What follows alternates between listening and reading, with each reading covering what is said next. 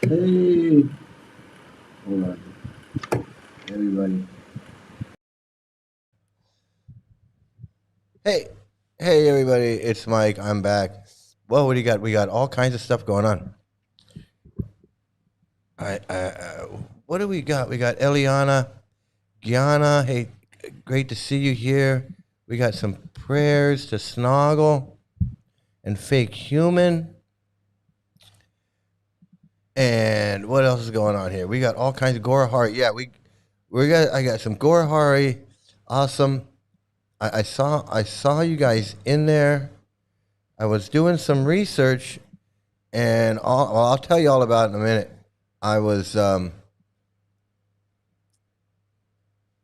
yeah, that's funny. All right, yeah, absolutely. And then Namaste, Srila Bhakti Venmo David Gore Hoodie, Vana Pacharane. Oh man. And then let's see what we had, like La Cucaracha. Yeah, we had.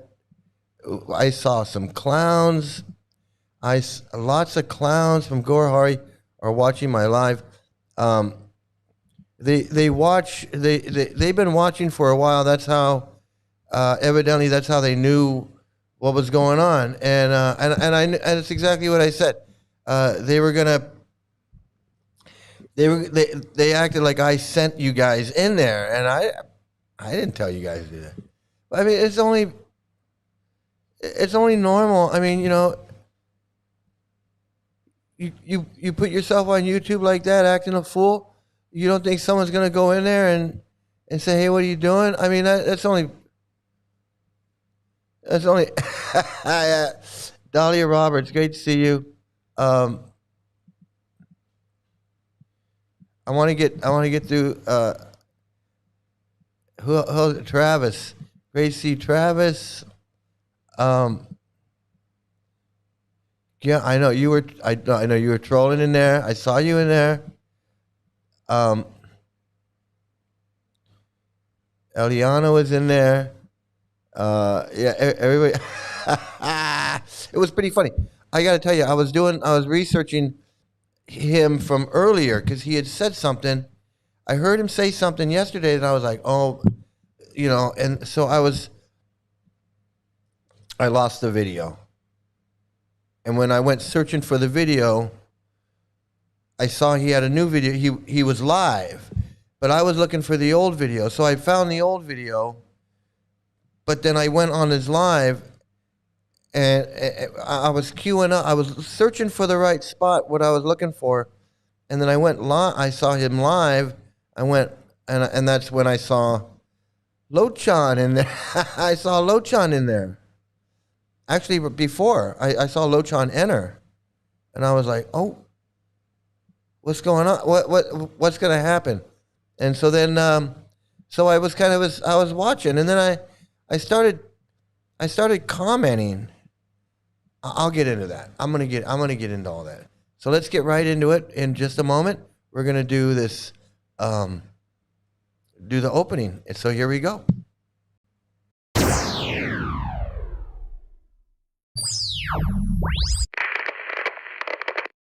Hello? Hello.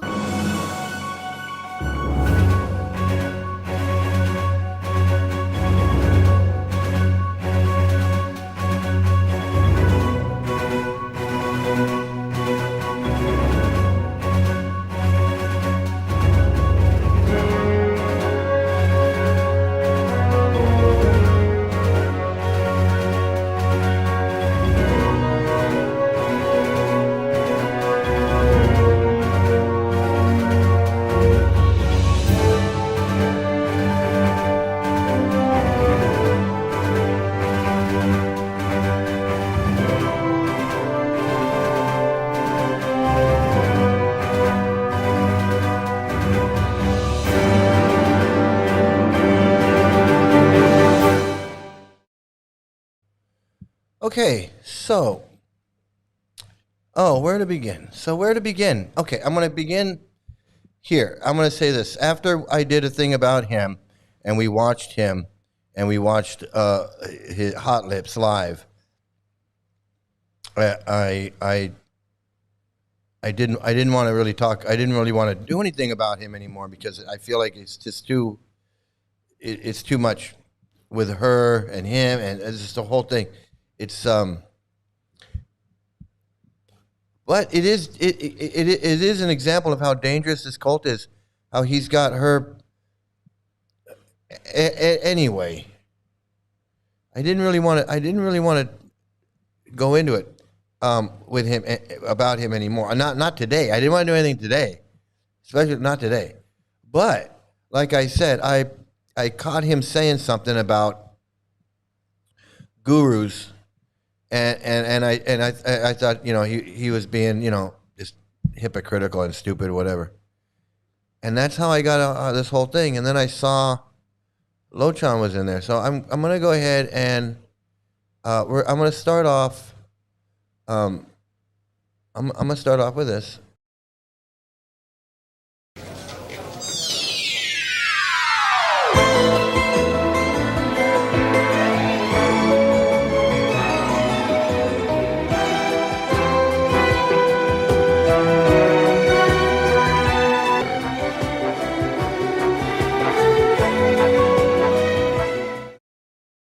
Okay, welcome back to As the Loka Turns, and so let me see if I get the right one. So this is let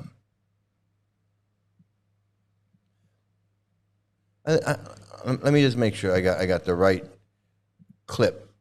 So I got two clips right here. Okay, so this is the first one, and this is interesting because he's talking about something here, and I thought it was a little interesting, and I was going to share it with you, but it wasn't really important. But since you guys went in there, and we'll go over that in a second. So I thought I'd share this with you now, in case maybe you saw it, maybe you didn't see it. I don't know. Come we sit here while we are actually doing something, but we may not fully be present. We are doing something, but still we sit here, and then it sometimes could be like it's a lot for us to do, but still it seems like it's needed, otherwise the full you don't have that content, and it's not like out of guilt or something that we come and do. It's just like nicely wrapping up the day kind of a feeling, otherwise it feels there's some kind of void without, which was never the case there. If we didn't do a day, though there was a bit of guilt, it always felt good about not doing that. And it's like, all right, there's at least a day that we got a break from kind. This is Yeah. not like that. And also this, it just feels so like it's so integrated. It's just like yeah, I'm not very good at putting everything together when I express myself, but I hope you understand what I'm trying to Yeah, say yeah. today. No, no, I do. And matter of fact, like people might listen when I say like that and you're doing something opposite, you got to check your heart. See, you got to see how you're looking at that. Are you looking in a vitey way? Because I might be talking to people that they're coming here and their minds are all over the place. And that's actually what I'm doing here. If you are doing what you're doing and you've been awakened and you feel good about what you're doing, that instruction is not for you. I've had people Yeah. tell me this, but you said this, and in other words, oh, okay, I said this, but your heart was thinking this, but you did what I said, even though your heart was like that, and you wonder why. Yeah, I know that feeling when we do something because you've asked us to do it. I have stopped doing that. I just act on the way I feel like, and then it just I may have not asked you to do it. yeah, I'm exactly. preaching. Yeah. People know, but if you might be in a transition phase where you haven't distinguished that out and saying, okay, this isn't for me because I feel okay about what I'm doing. Oh yeah, lots of times that happens, that it feels like, yes, you are just talking to when we are in that, he's talking to me, I know he's talking to me, but you are actually not, it's us. And then there are days when it doesn't feel like that. I was there, like you said, there were days when I felt like that, but now it's like, oh, it feels touch wood, I never know when what happens, but then yeah. Yeah, you got to be discriminating in that sense because I'm not just. There's a lot of people here. You're not all on the same platform, the same level, you know, and so something spontaneously comes, and it's for different people. It's like the Bhagavatam. Remember, Bhagavatam says, Shukadev Goswami, who's a renunciate, and he says, what good is to have a bed when you can, or a pillow? You can just lie on the ground and put your head there. So you read the Bhagavatam, you think, I got to do that. And then you can't do it. You don't want to do it, but the Bhagavatam says to do it, right? Yeah, yeah, it's all. Now you're in common. Well, God, it says I should be doing this, but you're all twisted up because of that. Yeah. So gradually you have to see, okay, like that's not for me to do. See, both Bhagavat and both Bhagavat are the same. See, so there are things I don't think that I have to go and lay like that. I like my pillow. I tried, actually, I tried to do that. Okay, it says don't have a pillow. And I do that, I get a fucking bat neck ache, It doesn't work for me. Fuck it, Yeah, yeah.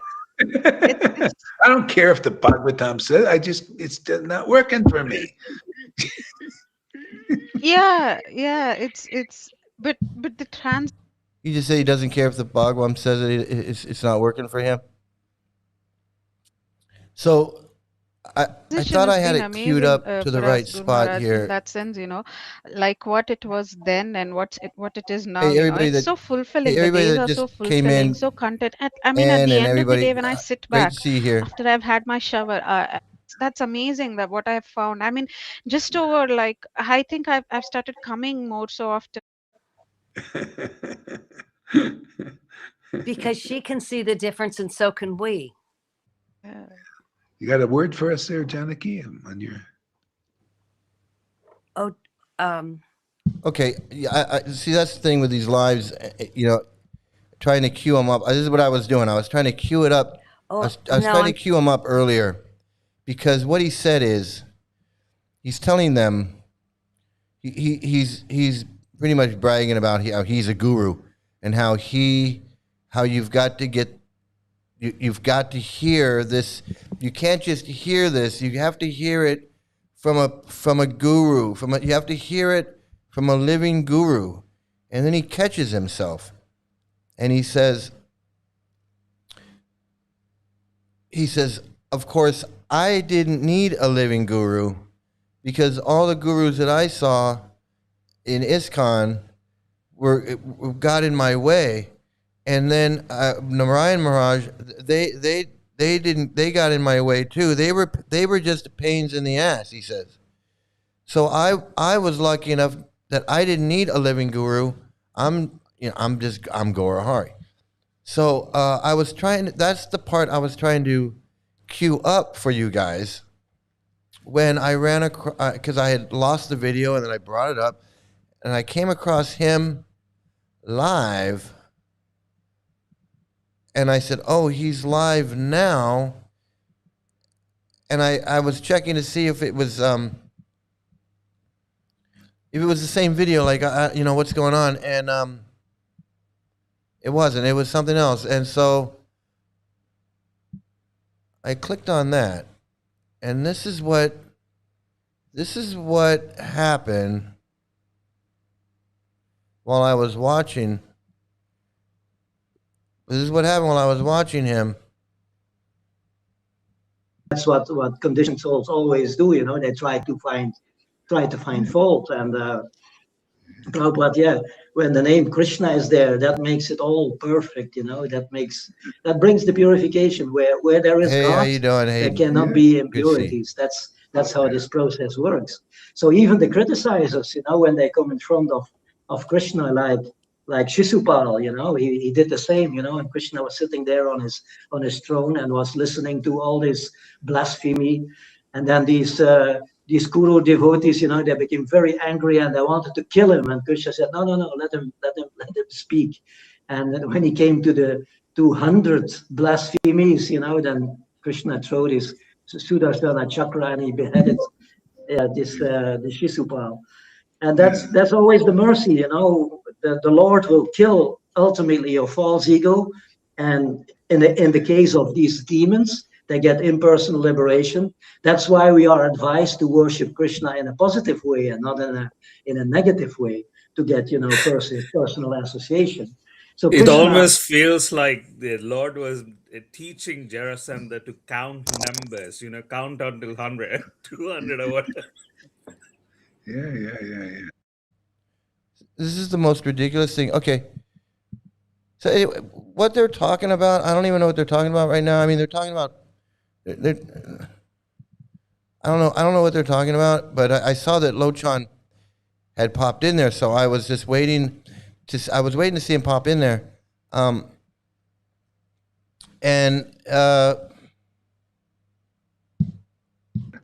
Yeah. So what do you have to say there, Lochan? So you've been just kind of joking with us. Oh, wait, what? Oh, you talk about me. Yeah, so you're just joking. You're not really serious. So you're with that Mike guy, huh? And I Is that hear true? that. Half. Yes, half true, half not true. It's not true? I mean, there's points I agree with Mike on, there are points I don't agree with Mike on. Oh, okay. So what points do you agree on with Mike? I can see that he is criticizing ISKCON, and there's valid points. ISKCON is fucked. Uh-huh. Okay. You were ridiculing my guru, Luciana. Ooh. Yeah. We ridicule fake, phony, piece of shit gurus that have ruined people's lives. Absolutely. And in a second, he's going to explain exactly why he's a piece of shit.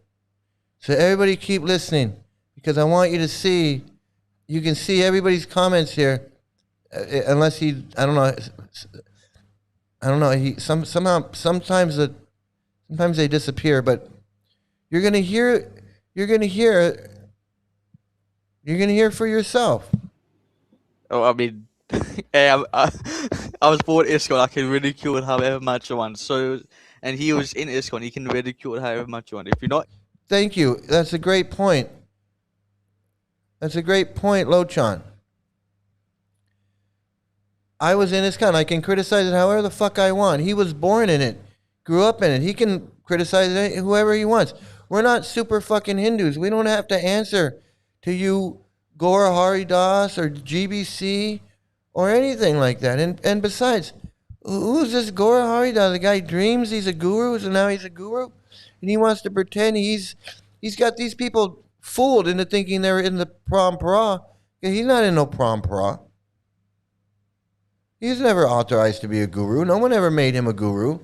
He doesn't even have a guru to make him a guru. He's just a dreamer. He's just a dreamer pod. There's swimmer pod and there's dreamer pod. He's a dreamer pod. Yeah, that's my favorite shirt too. What can I say? Okay, so here we go. in it, then you can't ridicule. If you're in it, if you were in it, you can ridicule. That's my opinion. Okay, so you were in it, right? You were in it, right? I mean, I grew up in ISKCON, so yeah. Sure. Oh, okay. Did they treat you well there? Did you feel it was a positive experience? It was good for you? I mean, I didn't get treated badly at all, but friends of my parents, their husbands, for example, just pretty much cut it out from life, from their child's life, for absolutely no reason, just for simple, like, not being super strict on religion.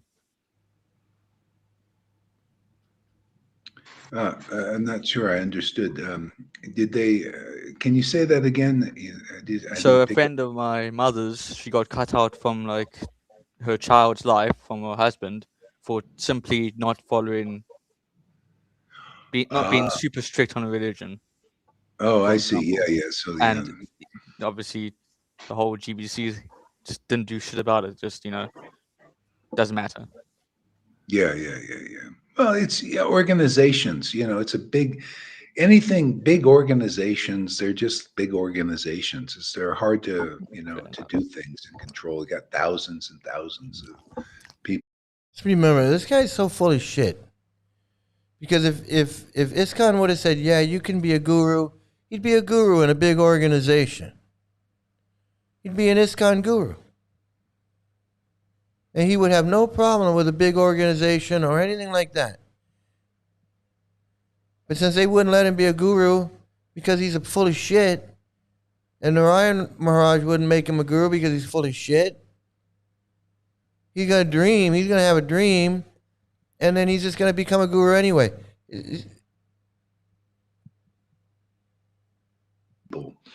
In them, and yeah, it's religion. Just basically, it's false religion. Yeah, I mean, we got like a smaller group here, so we kind of just go into the truth of things. Go into the truth of things. It's a smaller group. You're going, no, you're a fucking cult too. You're just as much a cult as anybody else. You're just as much a cult. You're just as much part of ISKCON and its beliefs as you're going to see in a moment. As you're going to see in a moment.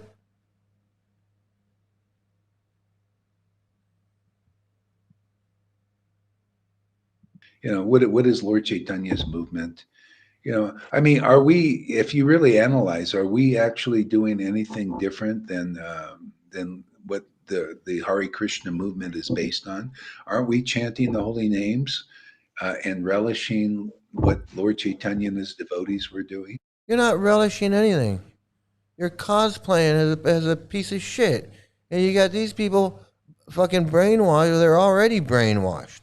You're just riding the coattails. Charisma by proxy. You're just riding the coattails of Prabhupada. You're riding the coattails of Prabhupada, and you're this little intermediating cult leader. And they think that you're friggin' you're something. Get over the top. Yeah, we get over the top. Yeah, you get over the top. That's a good. Over the top. Fucking lunatics. Swear. Over the top way, the bad way. Yeah. So it's kind of an extremely. Everything is kind of extreme here. It's extremely extreme happiness. Calling yourself extremist. What? What? You're calling yourself extremist. Calling yourself what? Extremist. Yeah. Well, it's an extreme thing. It's just like a materialist is extremely material.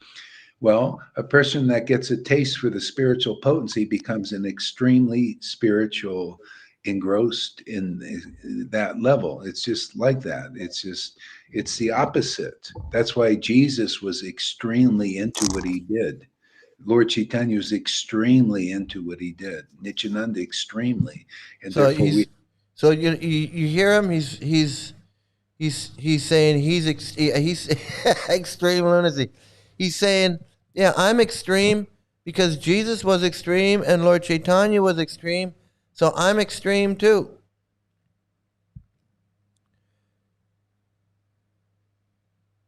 And these people eat it up. These people eat it up, right? Because they're brainwashed. they have those qualities too, being extremely into it. It just goes with it. It's the nature of life.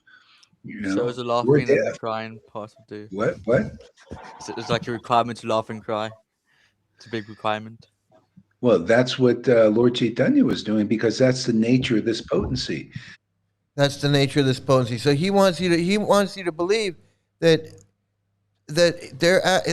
Lalita's really crying and giggling and crying. He's really giggling and crying while these people watch. It's no different. I'm going to tell you right now. It's no different than these extreme Christians that dance around with snakes and talk in tongues and do all those weird things, and they think it's somehow some kind of spiritual. They got the Holy Ghost. It's like they got the Holy Ghost. They're like dancing around and they're doing all this weird shit. And they got the snake and they're dancing, and blah blah blah blah blah blah blah. And I mean, it's no, and healing people with their. I mean, it's That's what they believe in. They believe in this magic, ghosts and magic and spells and putting spells on people. I remember when I was going to Vrindavan the first time with my daughter, and her school teacher was saying, "Oh, don't let this happen, but don't let it, because that they'll get your hair, and then they'll put a curse on you, and you can get a curse, and there's ghosts in the forest in Vrindavan. There's ghosts out there, and just like all this weird stuff." And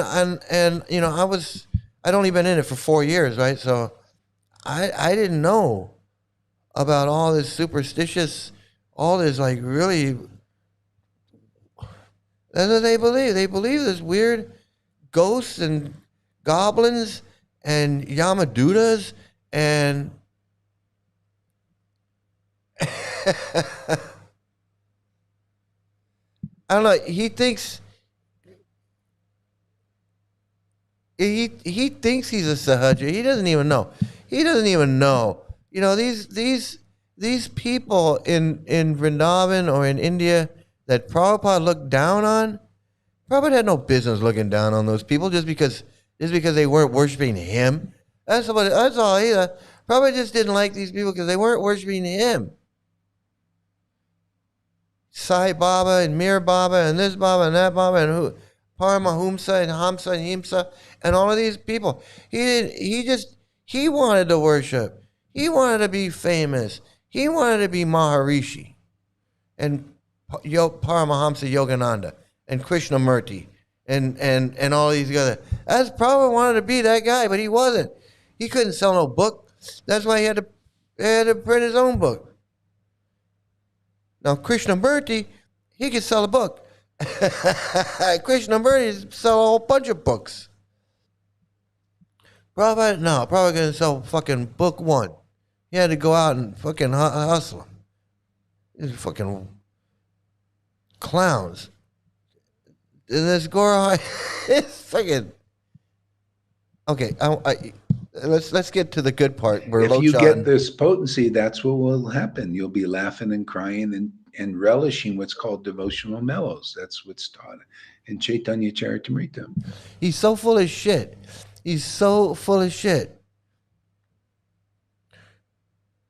So you're gonna say that Prabhupada and all these other guys were not. Prabhupada wasn't feeling it when he was chanting Hare Krishna. I mean, we all. I know it's not real, but I'm just saying, as a religious person who gets into their religion, you're gonna tell me that Prabhupada, if laughing and giggling and crying and acting a fool like Lalita Ganga is the ultimate thing, and Prabhupada was this pure devotee, and why weren't we seeing Prabhupada acting a fool? Like, how come Prabhupada wasn't giggling and laughing and crying like Gaurahari does? How come? So Gaurahari, he's obviously he's white super into Jesus. Oh, we got a troll in here. Yeah, how did your Gaurahari Das? How did he become a guru? Tell us that. Tell me how he became a guru. Not only that, but I got to play the part where he says that.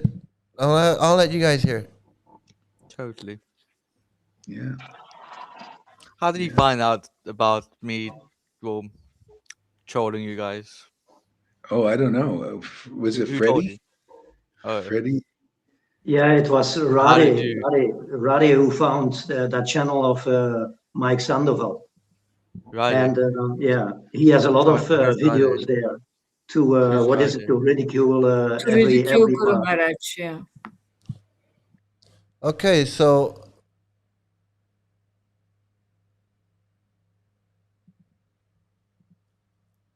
Haridas, you have to tell us how your guru became a guru. We need to know. Otherwise, you're not going to be able to participate. We need to know how he became a guru. You're not gonna fuck up this conversation. So, how did he become a guru? How did this fuckface become a guru? How does fuckface become a guru?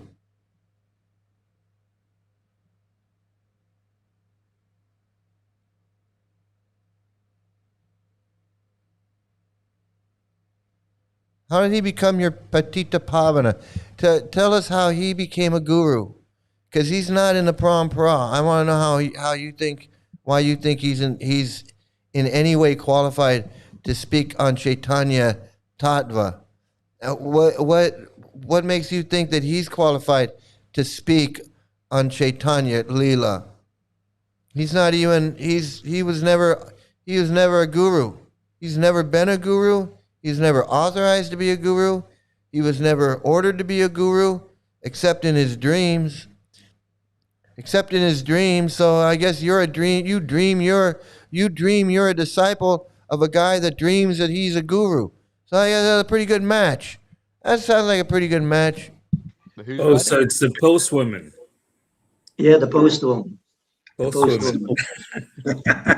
Yeah. Yeah, Mike Sandoval has a YouTube channel, and there he presents all his videos. Yeah. And of course, we understand that there are a lot of bullshit is happening in religion, but whatever happens in ISKCON, that is not what Prabhupada represents. He is a real pure devotee. So here he is. He's trying to distance himself from ISKCON while remaining true to Prabhupada, which you cannot do because Prabhupada is ISKCON. ISKCON is Prabhupada. There's no difference. There's absolutely no difference. And so here you can hear the foolishness of saying we're not in ISKCON, but we're with Prabhupada 100%. And we should look at the purity of his message, what he is bringing, and not what the followers. Okay, so Haridas, I'm gonna give you one more chance to tell us how he became a guru and why you think you're a disciple if he's not even a guru. And then and if you don't answer that, I'm gonna ban you. I'm just gonna ban you because this is the kind of faking bullshit. It's not allowed. You're not allowed to come in here and bullshit and fake. You can go fake in this fucker's channel. But you're not gonna come on my channel and pretend to be a guru and pretend to be a disciple and call yourself Haridas Thakurji.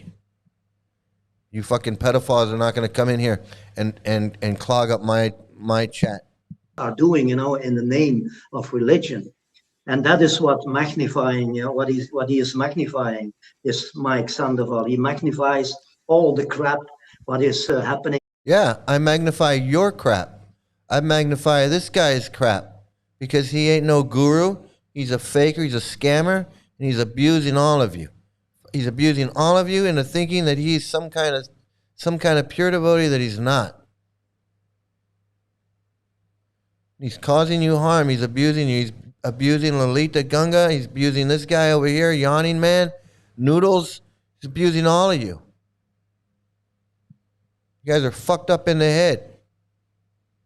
You guys are fucked up in the head thinking that this guy is giving you love of God, that this guy is somehow authorized to talk about Chaitanya Leela and all that.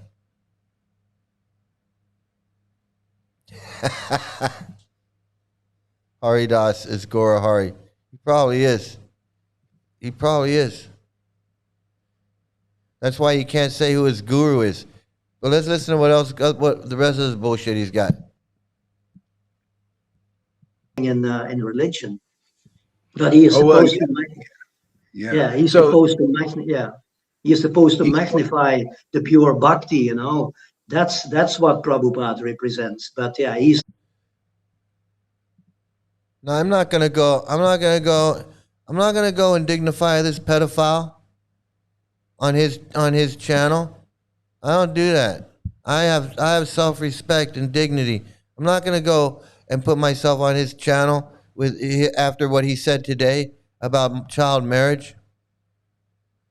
After what he says right here about child marriage, not able to do that. He is always criticizing what is going wrong in religion and in other spiritual groups. That's what he is doing. Okay, so he's criticizing Prabhupada and the books and stuff like that too. Okay, yeah. So, all right, so he doesn't understand. So, I don't understand. So he doesn't understand. So what is it I don't understand? Let's find that. Let's find out what I don't understand. So it's like throwing the baby out with the bathwater. Throwing the baby out with the bathwater. Why? Because Prabhupada was a pedophile? and a fucking freak, and he a racist and sexist, and married an 11-year-old girl when he was 22. See, and that's the problem when people don't represent the Lord as he is. So represent the Lord as he is. A man that's married a 22-year-old man who married an 11-year-old girl is supposed to be some kind of representative of the Lord. You want me to believe that bullshit? That some holy man who's descended from the heavenly planets is going to come down and marry an 11-year-old girl? You guys are sick and disgusting. This guy's going to tell me he's going to have a dream. You have a fucking dream. If you have a lucid dream, fuck that. So did you see him dream? Were you involved in the dream? Did you see him have this dream, or did you just believe him? Trust me, bro. I had a dream. Trust me, bro. Did you see him have a dream? Were you there? Were you in the dream with him? So what if I told you I had a dream? What if I told you I need to know? Oh, now you sound like Special Ed. You do it, then you'll know. You do it, then you'll know. What are you, Special Ed now? You Special Ed now? So you admit he didn't have. So you admit that he never had. So you admit that he never was a guru. So you just admitted that he's not a guru. You just admitted that he just dreams. He just has dreams, and because it was so real, it was such a real dream. It was so real. I just have to assume that he wasn't dreaming. I just have to assume he wasn't dreaming. Hey, problem nuts. Oh man, this is hilarious. You then you'll know. Then you'll know. You do it, then you'll know. Okay, Special Ed. I've got mail. Have you got mail? I've got mail. You got mail? You do it, then you'll know. You do it, then you'll know. Oh, you had a similar dream. So what? So what if I told you I had a dream? What if I told you I had a dream? What does that make me? Are you gonna bow down? Are you gonna wash my feet now because I had a dream, Prabhupada? If I told you I had a dream, you think I didn't have a dream, Prabhupada? I was in the fucking movement 20 years. You don't think I had a dream, Prabhupada? You don't think I dreamed I was in India? You don't think I dreamed I was walking around Vrindavan? You think I was really in Vrindavan when I was dreaming about it? You gotta be fucking out of your mind. These people. That's why I say these.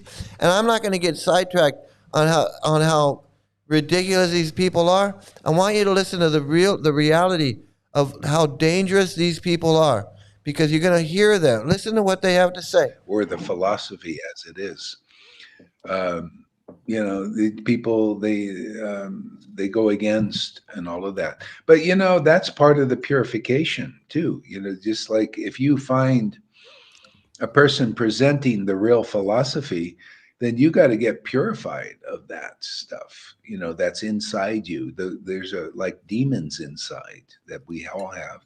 That's the obstacles. They have to come out of you. You have to have the eyes to see. You have to have the eyes to see. We have eyes, but you don't have eyes. Your eyes can't see, but my eyes adore you. Though I never laid a hand on you, my eyes adore you. Oh my God. So close, but yet so far.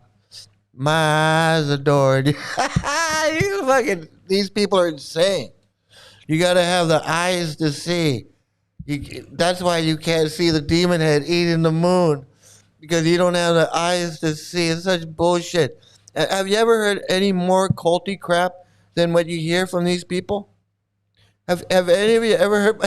Having a dream. It's all just a dream. Wonderful dream. It's a dream. It's a number 9 dream. John Lennon wrote about a dream. So fucking delusional. How delusional to say someone had a dream that they interpreted to be a spiritual command. How very I know. It's like, And these people, I mean, if you'll believe that, you'll believe anything. You'll believe that 11-year-old girls got to get married. Listen to them. Listen to these people. Hypocrisy, the demon. There's like this the Putin. We're the demons. Remember, we're the demons. We're the demons out here because we don't want to chant Hare Krishna. But when they start talking about how it's okay to marry 11-year-old girls to grown men, then that's perfectly fine. Each one of these people, they're all in on it. Every one of these guys is in on it. Noodles is in on it. Madhu Mangala says, hey, yeah, my grandma was 8 years old and she got married. And this guy and Lalita Gunga's like, oh, yeah, man, yeah. They're all in on it. That's the disease. Prabhupada has taught these guys that whatever he says goes. 11-year-olds, no problem. I mean, like, what do you, people should ask themselves, what do I stand for in life? Do you have something you really believe in? Or are you just like, Yeah, I stand against scammer gurus that promote child marriage. It's exactly what I fucking stand against. I stand against pieces of shit like you that sit there and promote this pedophile crap. This pedophile crap. That's what I stand against. Yeah, you fucking pedophiles, you fucking creepy perverts. Thinking that 12-year-old girls should get married to grown men like Stunning Freddy here. Oh, but Noodles didn't get married when she was 11 years old. Lalita Gunga didn't get married when she was 11 years old, but they're all in on it since Prabhupada says it's okay. Yeah, we're all in on it. I don't know. I'm just here and I'm there and I'm just here, there. But anyway, part of maturity is you stand for something. And there's, even in the material world, there's power in that. Yeah, I stand against fucking pieces of shit like you. That's what I stand against. I stand against pieces of shit like you that promote child marriage, brainwash these people. You got them fucked up in the head. I stand against pieces of shit like you. It's exactly what I stand against. Pieces of shit like this.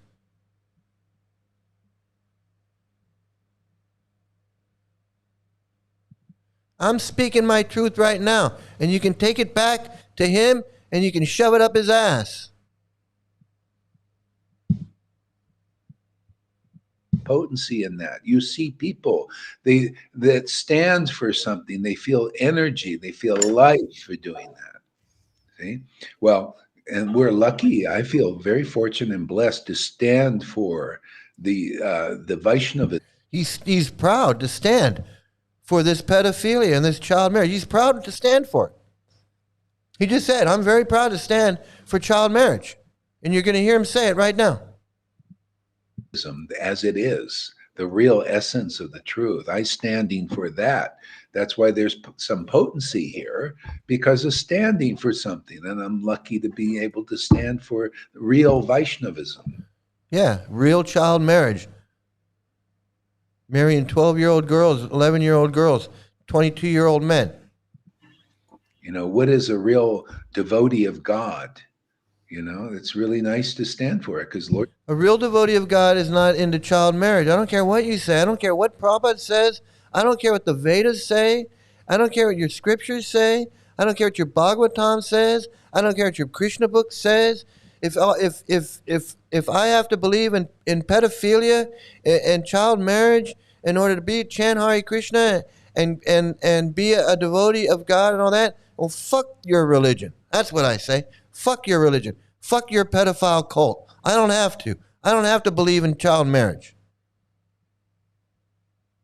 Chaitanya came to stand for that. Nityananda was standing for that. And they're my heroes. Rupa Goswami and Sanatan and Krishnadas Kaviraj and Prabhupada. Prabhupada's his hero. Now we're going to get down to it. Extent, what he showed.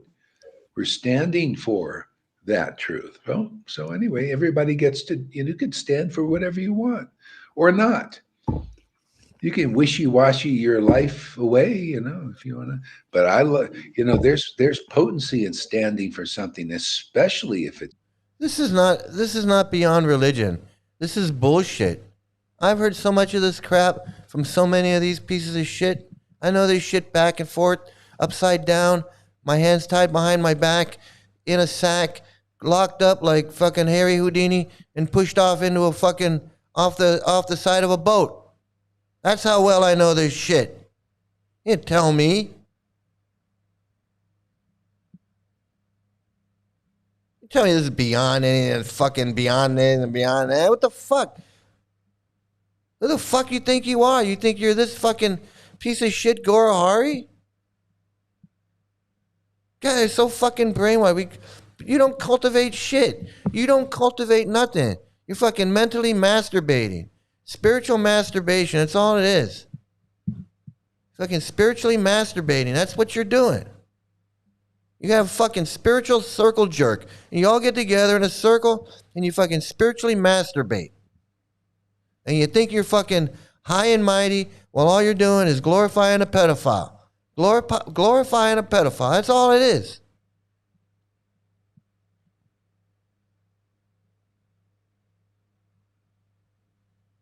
That's all it is. I hear what is said. Don't tell me I only hear what I want to hear. I hear what this fucker says. I hear everything he says. See, you want to twist it around and act like I don't know what I'm talking about? I don't know what I've heard. I don't know. I do know. I probably know more than you. I've probably forgotten more than you'll ever learn. Fuck, I hate these fucking pieces of shit. Think they know everything. They fucking think they know everything. You don't know me. You don't know what I know. You don't know who I've talked to, what I've learned, what books I've read, where I've been, where I go. The fuck? I this piece of shit, somebody. Ain't nobody. It's really spiritual. You ever see people standing for Jesus that sincerely? They got potency, man. Things happen, man. Manifestations. God actually helps them. They got an actual helper. Well, what do you think's happening here for us? We have a helper here. We have because you're a dumb piece of special shit. potency. It helps You're a us dumb even piece of chant shit. holy name like Lord Chaitanya did. I can't I'll even. say this though. Yeah, I've go ahead. googled what points Mike has made about Srila Prabhupada. Yeah. Some of the Okay. points are actually not some of the points. Most of the points are actually quite true. Like about him marrying a 12-year-old at 19. Okay. It's So he's saying that's bad to do that? yeah. Okay, see, again, you see that's a fallacious, superficial argument. So he's. And I'll tell you what. What? Go ahead. What? I mean, I don't think he. Maybe I think late in life he didn't represent that, but he. Okay. See. Okay. What I'm Well, saying, wait. he's not the most spiritual devotee. There's definitely a lot more spiritual devotees than him. Well, okay. Wait a second. Let's get this clear. Let's get this. Let's clear. be honest. He's not a spiritual devotee, in my opinion. Okay, let's get clear about this. We're only talking about morality now. When you say you're projecting your morals of South Africa, obviously, or Western societies on the Indian culture, So he's defending the Indian culture. He's saying the Indian culture is right. He's saying marrying little girls is part of Indian culture, and that we have no business judging Indian culture. But it's simply not true. Basically, what he's saying is not true. it is allowed for them, and actually It's not allowed for them. It's been outlawed for many years.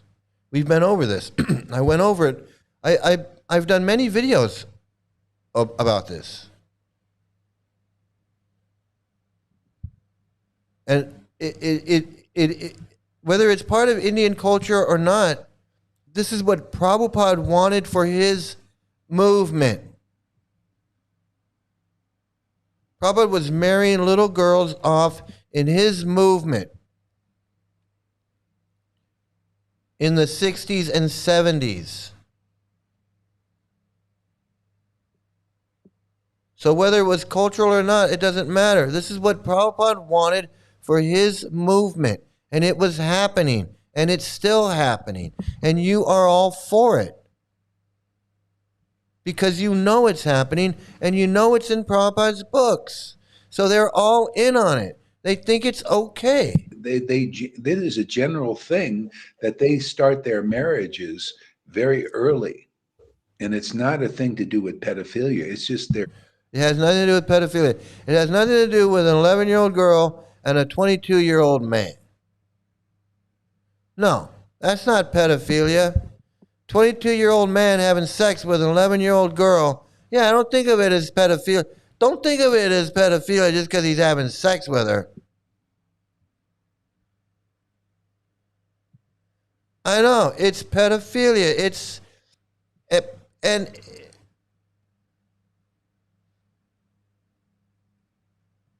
Hey, Howard Johnson, good to see you. Everybody that's been snuck in here and I didn't say hi, great to see you.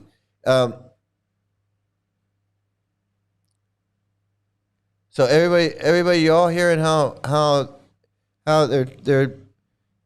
First of all, he's all in on it. He wants to make excuses for it, but he's all in it. He's all in on it because even if he hears the truth, which is Prabhupada was marrying little girls off in 1977. In 1977, he said, marry that 12-year-old to that 19-year-old man. He says, okay. 1977. It's not okay. It's not their culture. This is bullshit. This is that super white Hindu racism bullshit.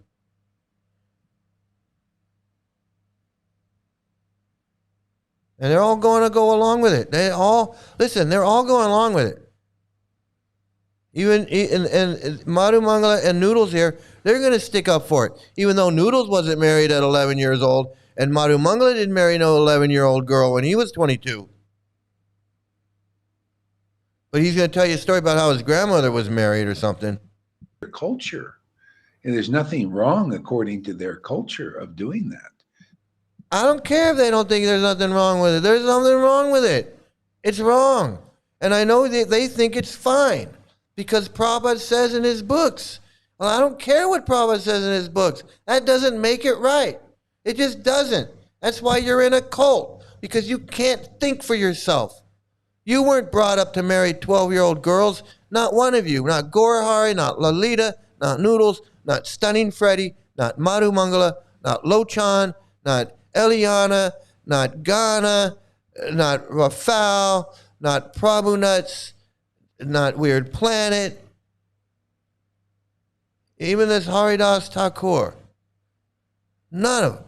None of them were taught. Like maybe Lochan, because he was brought up in the Hare Krishna. Maybe Lochan. But nobody.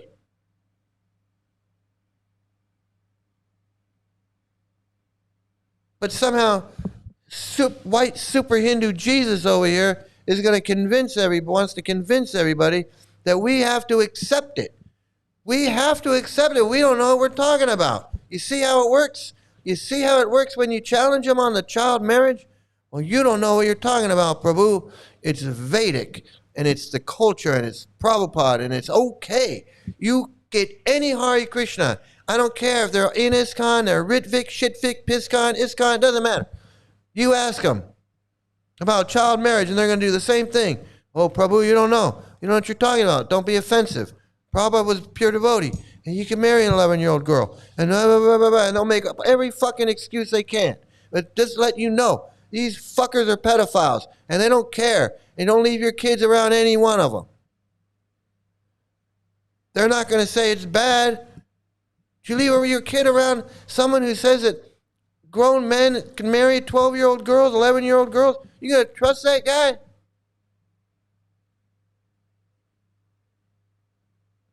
You going to trust Stunning Freddy around your kid?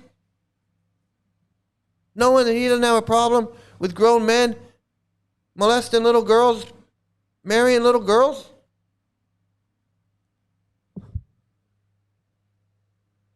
They're all sticking up for it. They're not saying, well, I'm not down with the child marriage. No. See, so that's just a cultural thing. So you're judging Prabhupada based on some superficial cultural. No, we're not judging him on superficial, like cultural anything. We're judging him on the fact that he had an 11-year-old wife. He was 22 years old. He didn't have to do that. He didn't have to do that. He wasn't culturally forced into it. That was his decision. Because he's a piece of shit. And said, I didn't love my wife.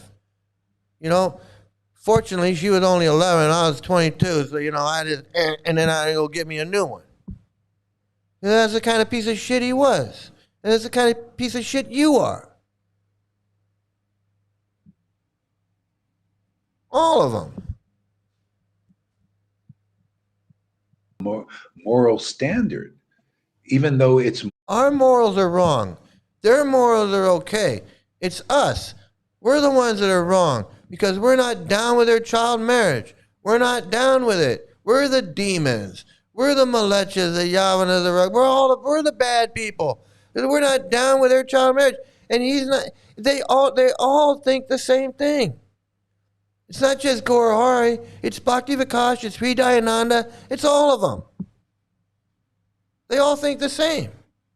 This child marriage crap. That's why I'm saying it's a pedophile cult.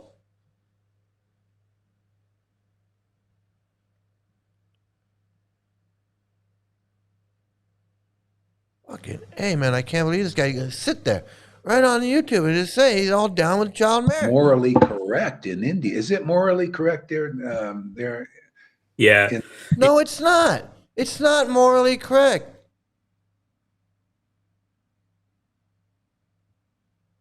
This guy's gonna sit there and lie. What Yeah, happened my grandparents got married when they were like 8 and 11. Your grandparents got married when they were 8 or 11. Well, what about your parents? What about you? What about Noodles? How old was Noodles? If it's a cultural thing, how come you didn't marry Noodles when she was 11? You fucking lying piece of shit. That's why I say you can't trust these people. You can't trust these people. They ain't gonna tell you the truth.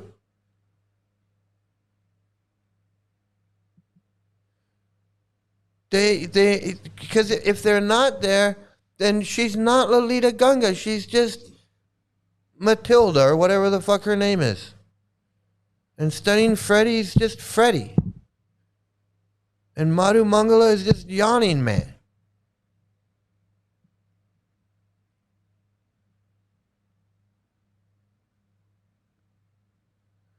The fact that Prabhupada at age 22 got married to an 11-year-old girl always makes me so deeply ashamed that I was part of this. It could sacrifice my life. I know. Me too. Me too. And for the longest time, I thought he was 16, and I thought she was 13, he was 16, or she was 16, and he was whatever. I believed some bullshit until I got the database and read the conversations where he says over and over again, she was 11. She was 11, I was 22. He says it a bunch of times. Ain't no question about it.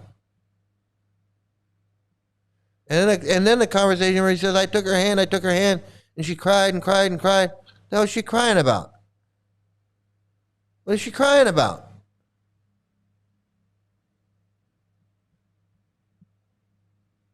Yeah, these are all ISKCON rejects. They're all ISKCON rejects, just like he is.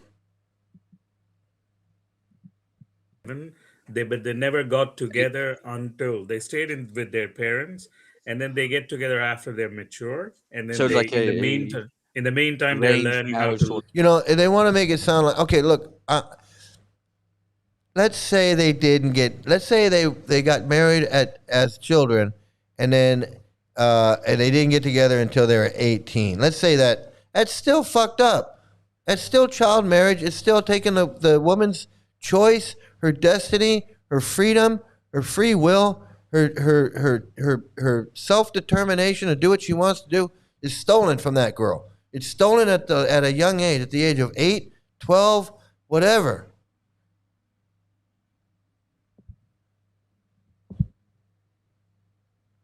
You're still stealing that little girl's life away.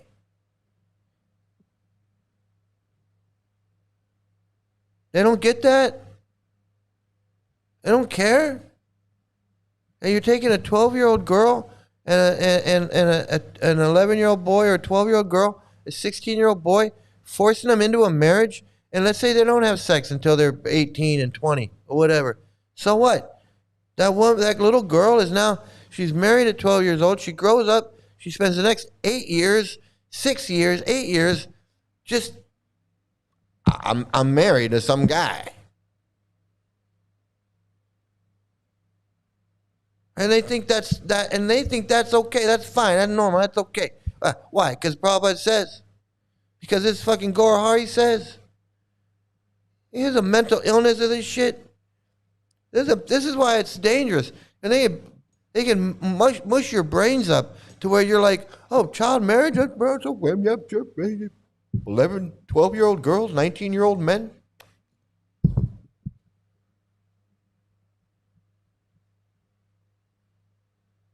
And asking me what I stand for. I stand against pricks like you, pedophiles like you, teaching these people that child marriage is fine and Vedic and Indian and cultural and advanced and holy and all this other bullshit, while you're stealing some little girl's life away, rape, and pedophilia. And even if what you're, let's say there is no sex, you're still stealing that little girl's life away? Fuck you, prick. Yeah. And they stayed until they died. They stayed together, and then they never had. I mean, it's just a cultural thing, like Guru Maharaj is saying. Yeah. See, and so you gotta see things as they are. Otherwise, you mix that in. Oh, a purity. You gotta see things as they are. You're not seeing child marriage correctly. It's you that's not seeing it right. You see how they're twisting this shit?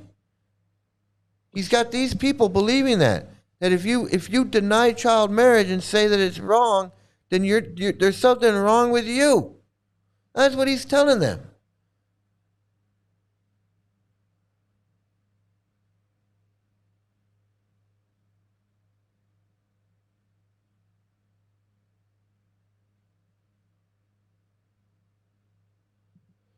Yeah, of all the rules Gaur Hari decided not to follow, you'd think the first one would be pedophilia, but no, you can wear a hoodie, drink coffee, but you still got to be a pedo. I know, I know, absolutely.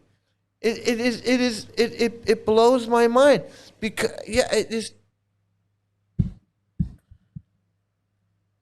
and it's not the fact that he's just excusing it and saying, I don't care that I don't care that Prabhupada had an 11-year-old wife. He's saying if you bring it up and you say and you talk bad about it, that's you. You don't understand. You're not advanced. You're not holy. It's our fault.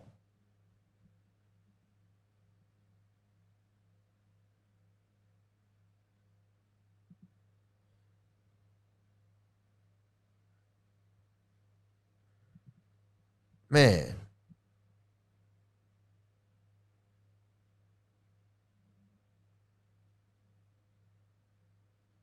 I'm just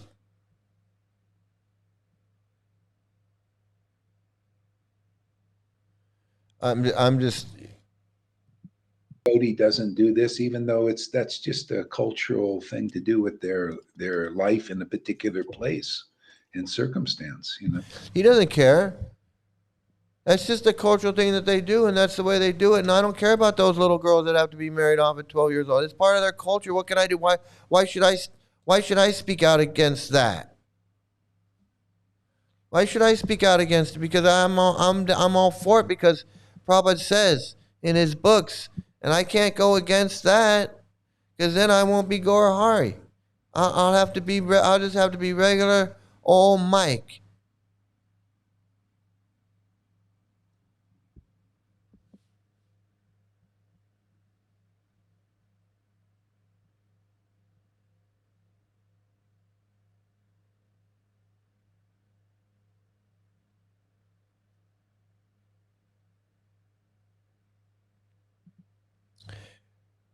I had a dream last night. I was in line at a fancy department store and all these rich, beautiful women, but I was naked sitting on a toilet taking a shit and nobody noticed me. That's a good dream. I guess that's a good dream.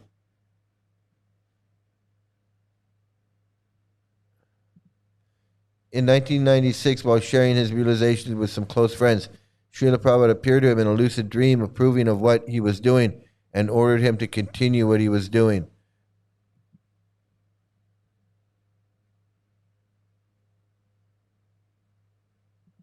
Hey, Mike, you know I'm always watching your videos in the background while at work. Hey, Trey, good to see you. Thanks. Like, share, and subscribe, man. It's good to see you. This is their Indian culture. Okay, but why did Prabhupada want it for his movement? Why did Prabhupada want it for his movement? If it was Indian, why did he want it for his movement? And why was he telling American boys and girls to get married at 12 years old? Why was Prabhupada doing this in 1977 and marrying his disciples and marrying that young girl, marrying all those young girls? Why was Prabhupada doing it in his movement if it was an Indian cultural thing? It wasn't a Western cultural thing, so why was he doing it in ISKCON? See, that's where their fucking argument falls apart. They want to act like we're stupid. They want to act like I'm stupid. They want to act like I don't know what I'm talking about. Prabhupada was teaching this shit in 1977 to his disciples, but they want to make like it was a cultural thing in India. No, well then why was Prabhupada doing it? Why was Prabhupada doing it in his movement? You're a dumb fuck. All you've been doing is defending pedophilia. You come on my channel and defend pedophilia, and you want me to let you defend pedophilia on my channel? I'm already got his Gora Hari's talking about defending it, and now you want to defend it too? And you don't understand why that upsets me? Are you that stupid?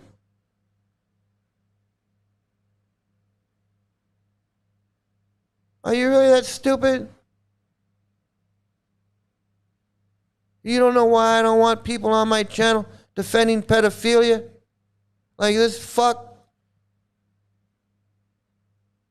You want to come in here and defend this shit? And then you're stupid enough to ask me why would I get banned? God damn, you people are fucking stupid. Harvard dumbass, this fucking Gora hoodie fucking idiot, all you fuckers. You're so goddamn stupid.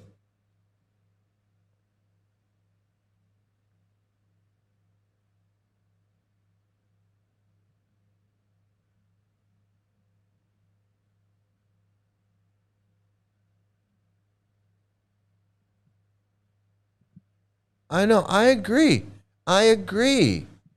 They want to make it out that these two aren't married. Noodles and Madhu Mangala didn't get married. She didn't get married at 11, 12.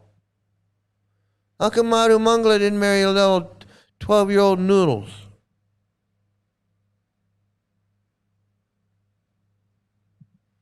How come Madhu Mangala didn't marry a little 12-year-old Noodles? Huh? Why that?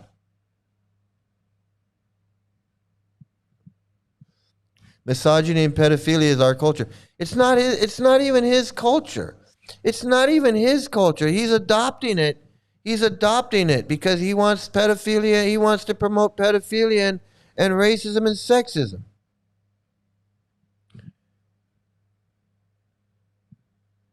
It's fucking disgusting.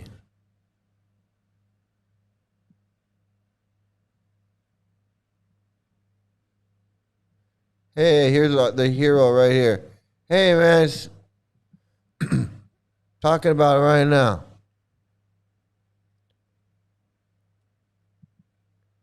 Hey, how you doing, man? Contentment John. Good to see you.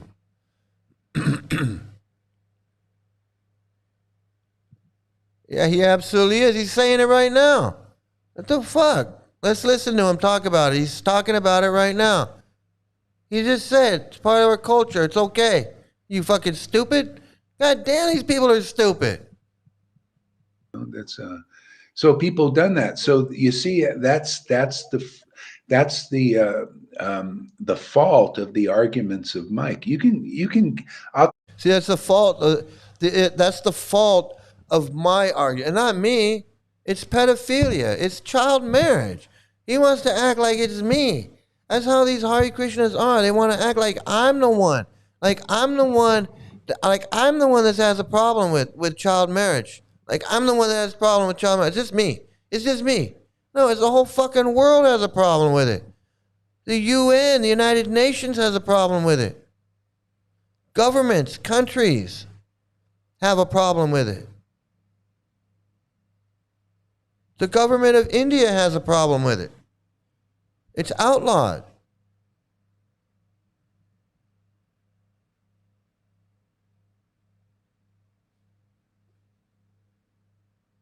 Everybody has a problem with child marriage, not me.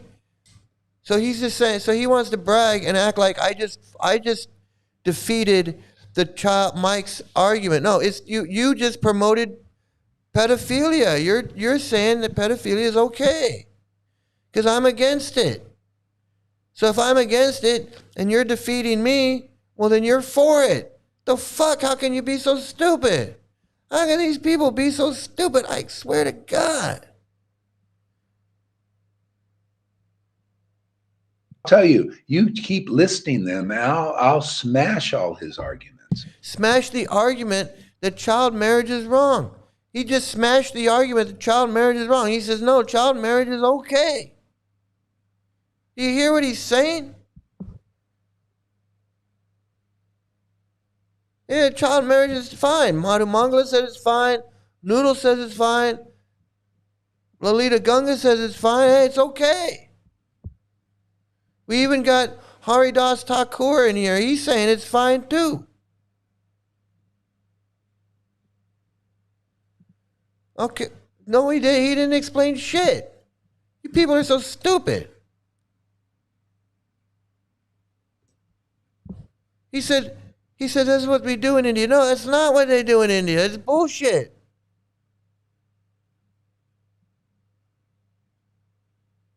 I know. He's a hero, man. I gotta hand it to him, man. And you asked the right question. You know, you should have hit him with the answers, but that's okay. You you did good. You did good, man. What Mike is saying, what's not true? So child marriage is okay. I'm saying child marriage is bad. You're telling me child marriage is good? Because that's what I'm saying. I'm saying child marriage is bad. How can you say I'm wrong?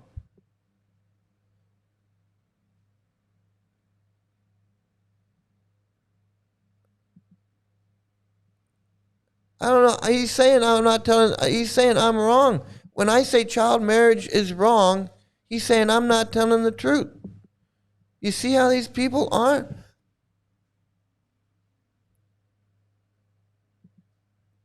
Fuck him. He just said pedophilia is okay. He just said child marriage is okay. He ain't no fucking achari. He ain't no nothing. He's a piece of shit. And you're a piece of shit for promoting him and his child marriage. And you promote the child marriage that he promotes. And you're a fucking predator too. You and Gorahari and Stunning Freddy, Madhu Mangala, you're fucking all predators.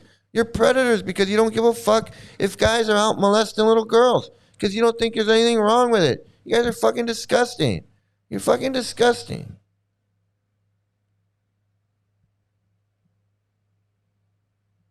Hey, Snoggle, good to see you.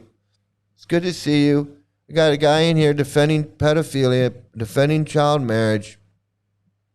You got Gorahari Das up here defending child marriage. They do. They agree with it. Whatever he says, just like all these other Hare Krishna gurus, they believe whatever he says. He could tell them to friggin' drink Kool-Aid, they drink it.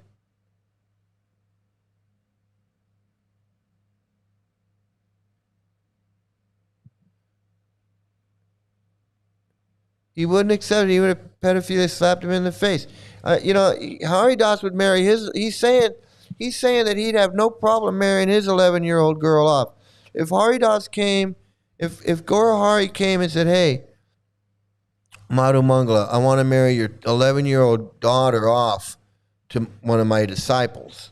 He's 22.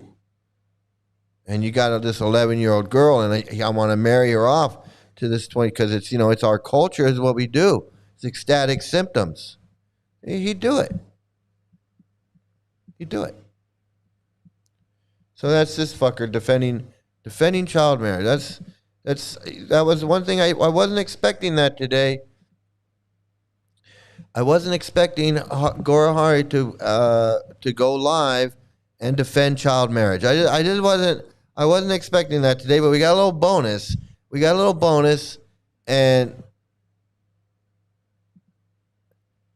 my spiritual master explained why Srila Prabhupada married when she was 11. I didn't know till today. Yeah, because you're a dumb fuck. I've known for years.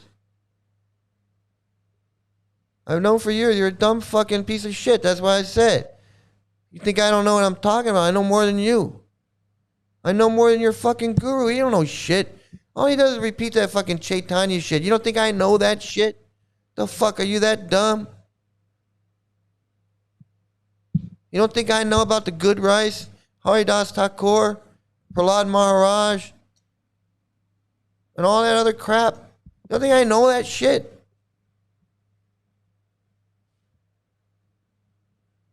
My spiritual master. Your dreamer pod? Your dreamer guru?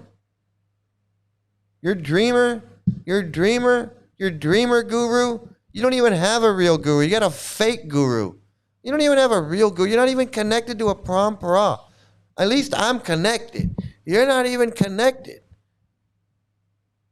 The guy that initiated me he's actually in the parampara. He's actually in the parampara. You're not.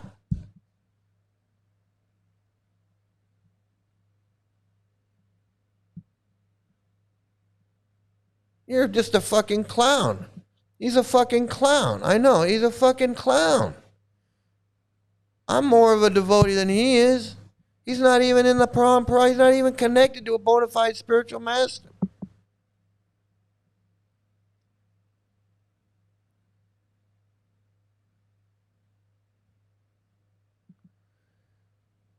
Harida, you saying marriage at 11 years old has reasons justified enough? Filthy, absolute, yeah. They got no problem with it. It's so disgusting that these people have they can't think for themselves. They just can't. It's just whatever Prabhupada says and whatever this friggin' idiot says.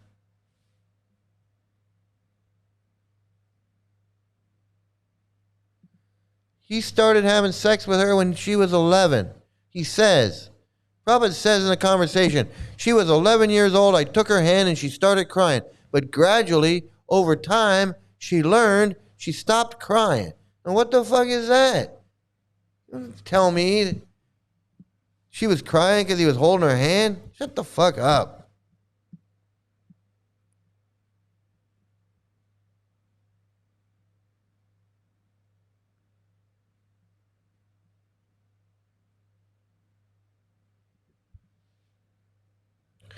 Oh man.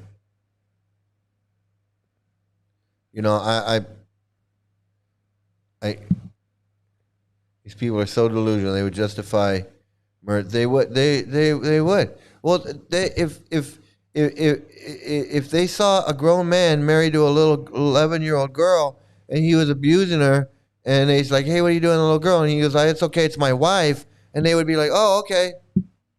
No problem. It's your wife. No problem."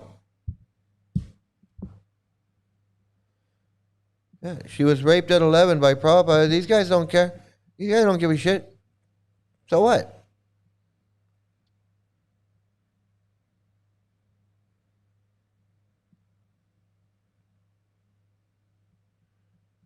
So what? So what? They don't care about child marriage. Something that the United Nations is trying to eradicate. It's trying to eradicate child marriage from around the world. There's so many countries where little women, where little girls, they're not women, little girls are being trafficked and being trafficked and married off at the age of 11, 12, 13, 14. And these people are all for it. These civilized, Western civilized people who should know better. They should just know better. How can you say you respect women when you have no problem marrying an 11 and 12-year-old girl off to a grown man so he can go and abuse her? How does that work? And how is a woman in this cult? Let's get to this. How is a woman in this cult knowing that these guys are marrying 12, 13, 14? This is fucking disgusting. You don't work against anything. Shut the fuck up. Don't lie to me. Don't come in here and lie to me and tell me you work against it while you're worshiping this fucking prick who just said that pedophilia and child marriage is okay. You think I'm that dumb? I'm stupid. You think we're all stupid? If you were against child marriage and you were against child marriage and pedophilia, you'd leave this fucking cult. Don't tell me that you do anything. You don't do shit against it. Fuck you, I'm gonna ban you just for saying that. You don't do shit. Because you're in a cult that promotes this shit.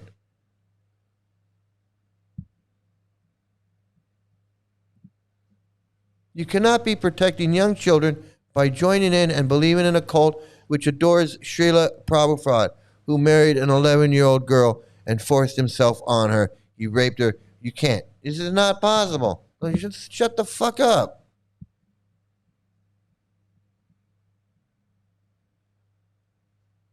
So somebody sent this to me. I don't know who sent this to me, but I thought it was pretty funny.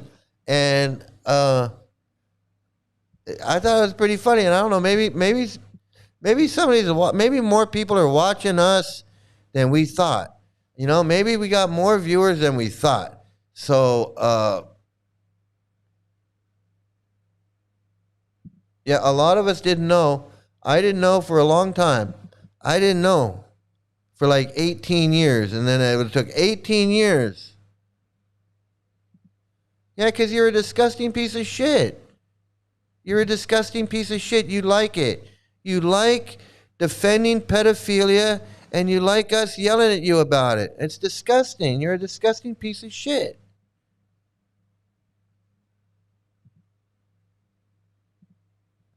Okay, so I can't have a disgusting piece of shit. And I'm sorry, guys. I just can't. I just can't.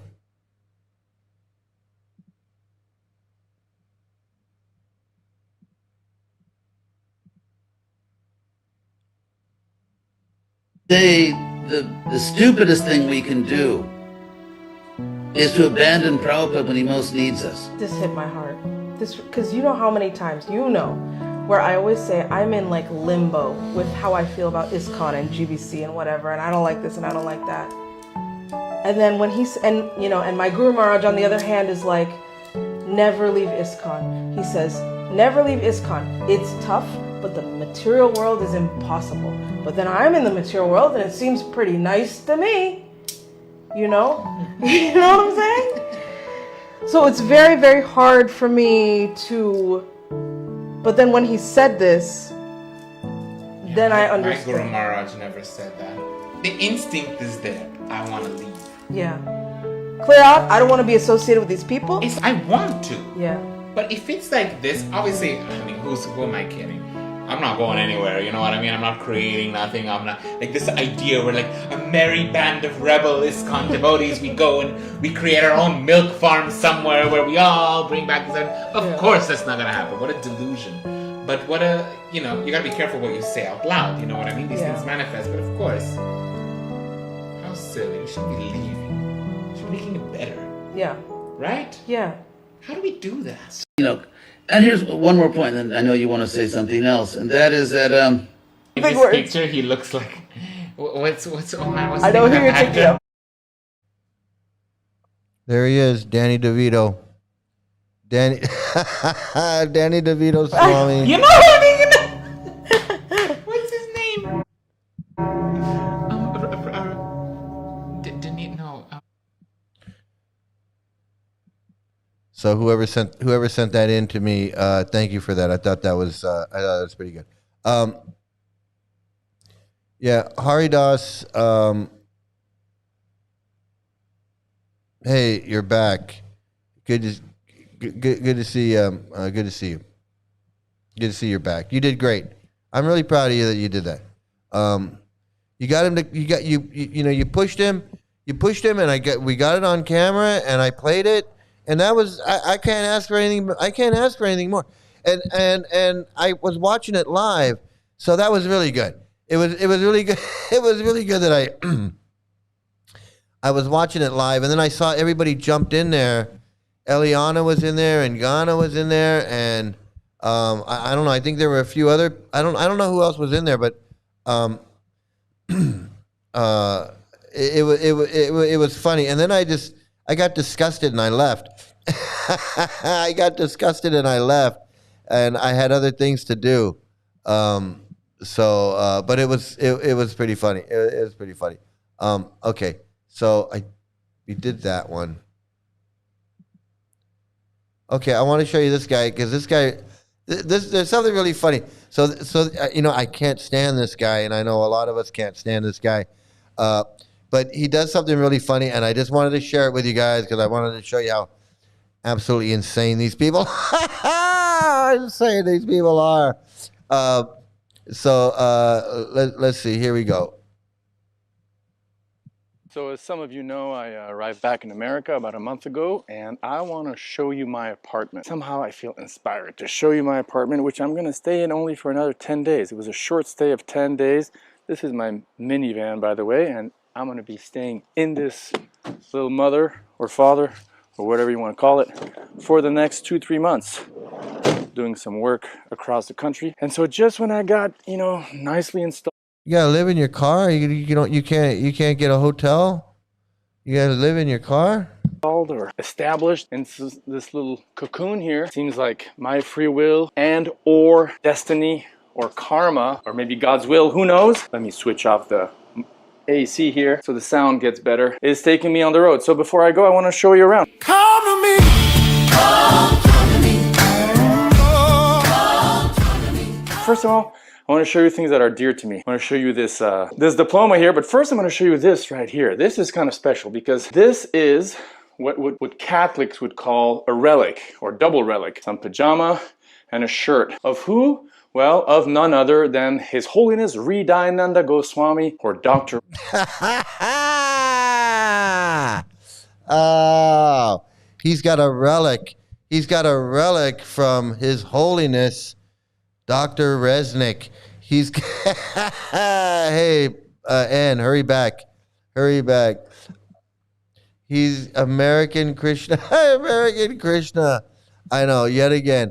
That is the funniest thing. He's got a relic. He's got a relic. I gotta see it again. He's got a relic. He's got a relic.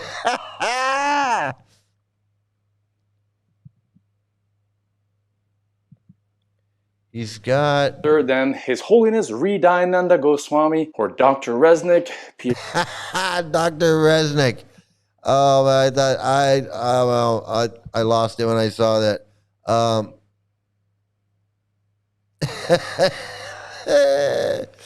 Oh man, is he going to worship that relic? Yeah, he worships. He's got his polo shirt. He's got a polo shirt.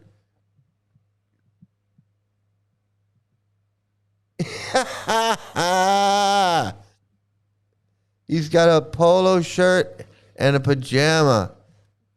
He's got a polo shirt and a pajama. How am I gonna say? How insane is that? How insane is that? Okay. This is the tree guy. Yeah, this is the guy who's gonna become a tree. Yeah, he's gonna become a tree.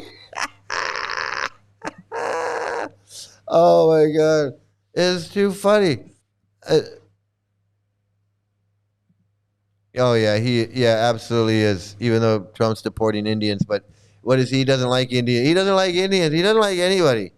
He just likes white super Hindu. That's his thing. Is white super Hindus. He loves the white super Hindus. Okay, so he did that. So now I want to. You got to see that. You got to see this. Let me see. This is. Let me get it up for you because I got to get.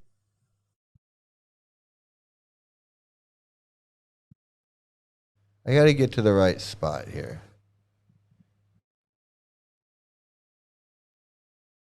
Because I don't want I don't want to bore you with the bullshit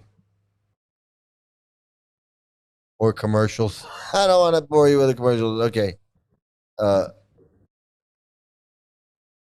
Okay. Here we go. Told her life that a woman follow the vow of her husband. Any disagreement with the husband's vow will disrupt family life. In this regard, Chanakya Pandit gives a very valuable instruction. Dampatyo kalaho nasti tatra sri swayam agataha. When there are no fights between the husband and wife, the goddess of fortune automatically comes to the home.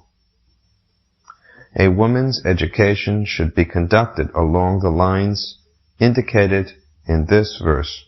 The basic principle for a chaste woman is to be always favorably disposed toward her husband. In Bhagavad Gita 1:40 it is said, Strishu dustashu varshneya jayate varnasankaraha. If the women are polluted, then there will be varna sankara, population. In modern terms, the varna sankara are the hippies, who do not follow any regulative injunctions. Another explanation is that when the population is varna sankara, no one can know who is on what platform. The varna ashram system scientifically divides society into 4 varnas and 4 ashrams.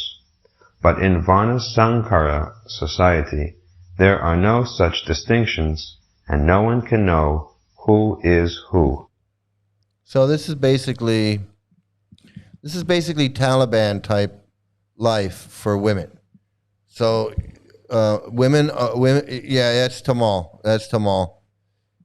That's Tamal speaking. And as you can see, it's the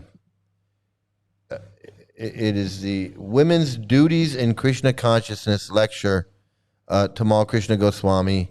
But this was just uploaded 2 days ago, so someone is like really into this. But that's women's.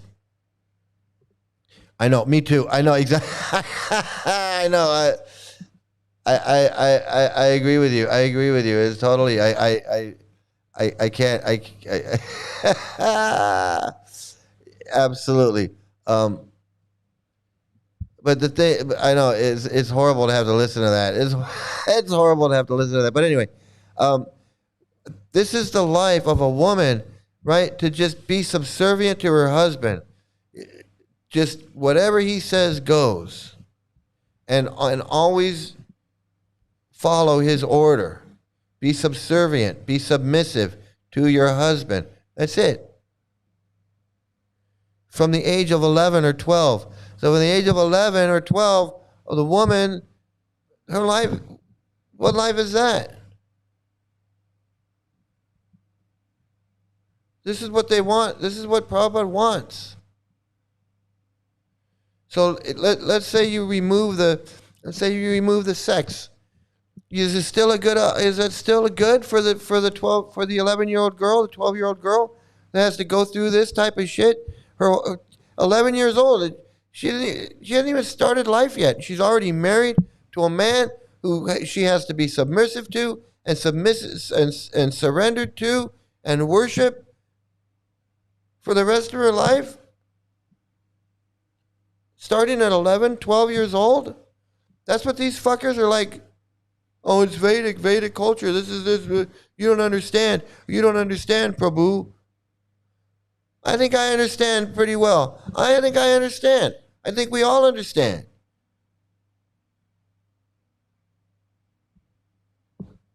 We understand.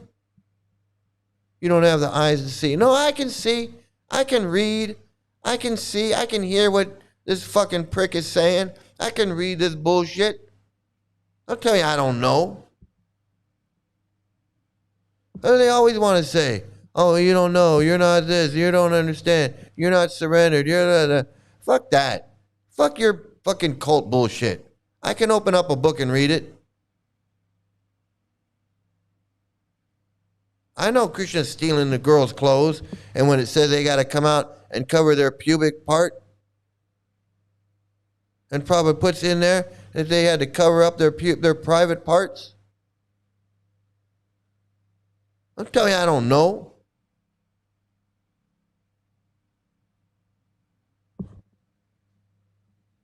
Haridas, he didn't look lustfully at no woman. He got some good rice, and the rice was too good. And he got in trouble for it. I didn't believe that bullshit about, oh, he looked lustfully at a woman and he had to commit suicide, none of that. Meanwhile, these gurus are molesting little kids. And they're just like, that gets forgiven. But the guy with the good rice, nah, he's got to go jump in the river. Fuck your bullshit. Want me to believe this bullshit? Like I don't know what I'm talking about? Like I don't know? Like I don't know? Like I don't know how women are treated?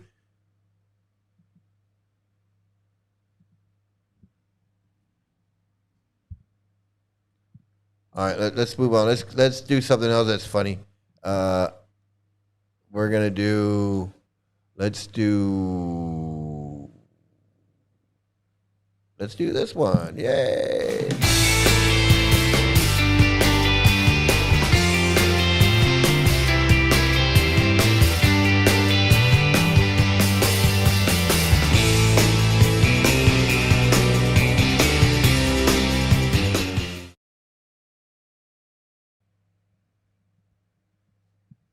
All right, where'd he go? Hare Krishna. My name is Matsya Das. I'm a disciple of His Holiness Bhaktivikasa Swami Maharaj. But I wasn't always Matsya Das. I was born in a Christian family in the state of North Carolina, part of the United States of America, in Southeast. And my parents gave me a Christian name. I was raised going to church, Baptist church, and lived a very ordinary life for many years. Ordinary means ordinary American. It's very... See, he says, oh, my parents gave me a Christian name. They gave you the name that they wanted to name you because you are their child and they loved you, and and your mother carried you in her uterus for 9 months while you grew, and then she had labor, went into labor, and you were born, and she gave you a name that she loved as she could call you. That's the name that she gave you out of love. Not some name that some friggin' guru, some friggin' Bhakti Vikasa Ghost Ananda crypt keeper decided he's going to give you the name of a fish. He's going to call you Fish Boy. And now your name is Fish Boy. Why? You think he loves you? You think he named you Fish Boy because he named you Fish Boy because out of love? Because he loves you so much? He didn't give a fuck about you. He didn't care about you. I'll bet you if you get tired of being a Hare Krishna, I'll bet you your mom and dad let you go back home. I'll bet your mom and dad let you go back home when you get tired of this shit. But I'll bet you that Bhakti Vikash don't give a fuck about where you're gonna live if you left the Hare Krishnas. You think he gonna give a fuck about you? He don't give a fuck about you. But your mom and dad will take you back home. You probably think they're demons and malechas and yavanas and whatever, but you know what? They probably still love you, and they'll take you home if you decide to come to your senses. They'll still be there for you. I'll bet you they'll still be there for you. But you don't want to go by the name that they gave you. You're going to go by Fish Boy. You want to be Fish Boy.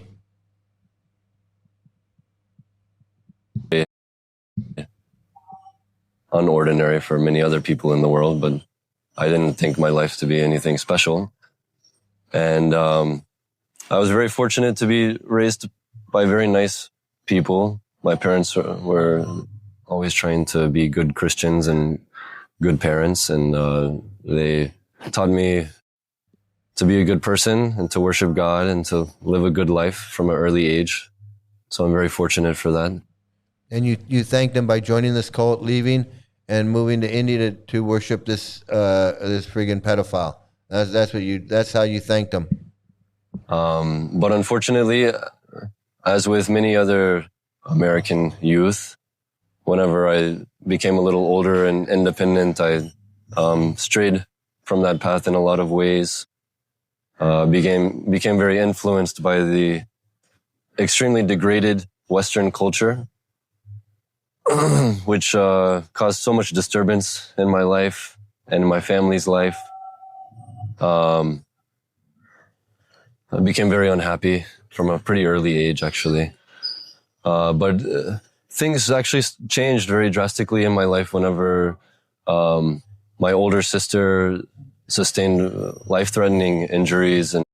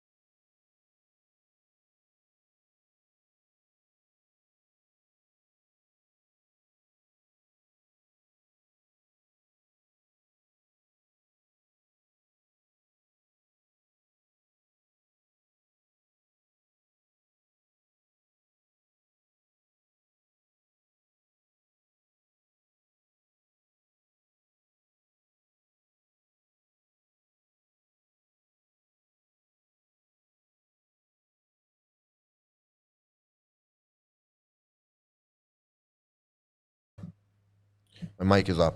So what is so degraded? What is so degraded about material life? What is so degraded about material life that we do? What do we do?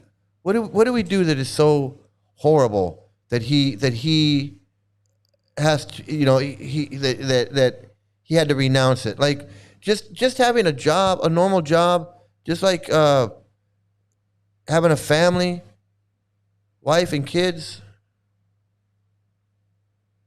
Is that so degraded? Is that such a degraded life? He talks about degraded material life, like it's just so horrible. Like it's just so horrible living.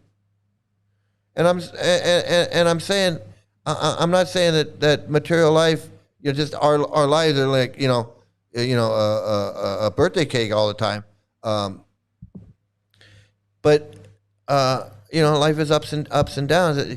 Their life is not great. We know that. But what is it about? They always mention this degraded material life. What is degraded about it? What is so horrible? Eating meat, gambling, having sex, having a cup of coffee or a beer or a joint. Is that really degraded? Is it really demonic? That's their idea of degraded material life. I get up, I go to work, I work in a job. Let's say I work at the maid company, or I drive a bus. My favorite job, drive a bus. Drive a bus, you take people around. You get a paycheck. You go home. You buy your wife a box of chocolates and some flowers. You go, hey, we're gonna go out to dinner tonight. Valentine's Day. You go out dinner at Valentine's Day. Okay, so you got to find a parking spot. You got to pay for parking. You got to pay for the meal, and okay, and maybe you get into an argument, and then maybe you patch it up, and everything's okay. And you go home, and you have a few drinks. You go home. You have a nice romantic Valentine's Day, and that's it. What's so degraded about it? What's so horrible about it?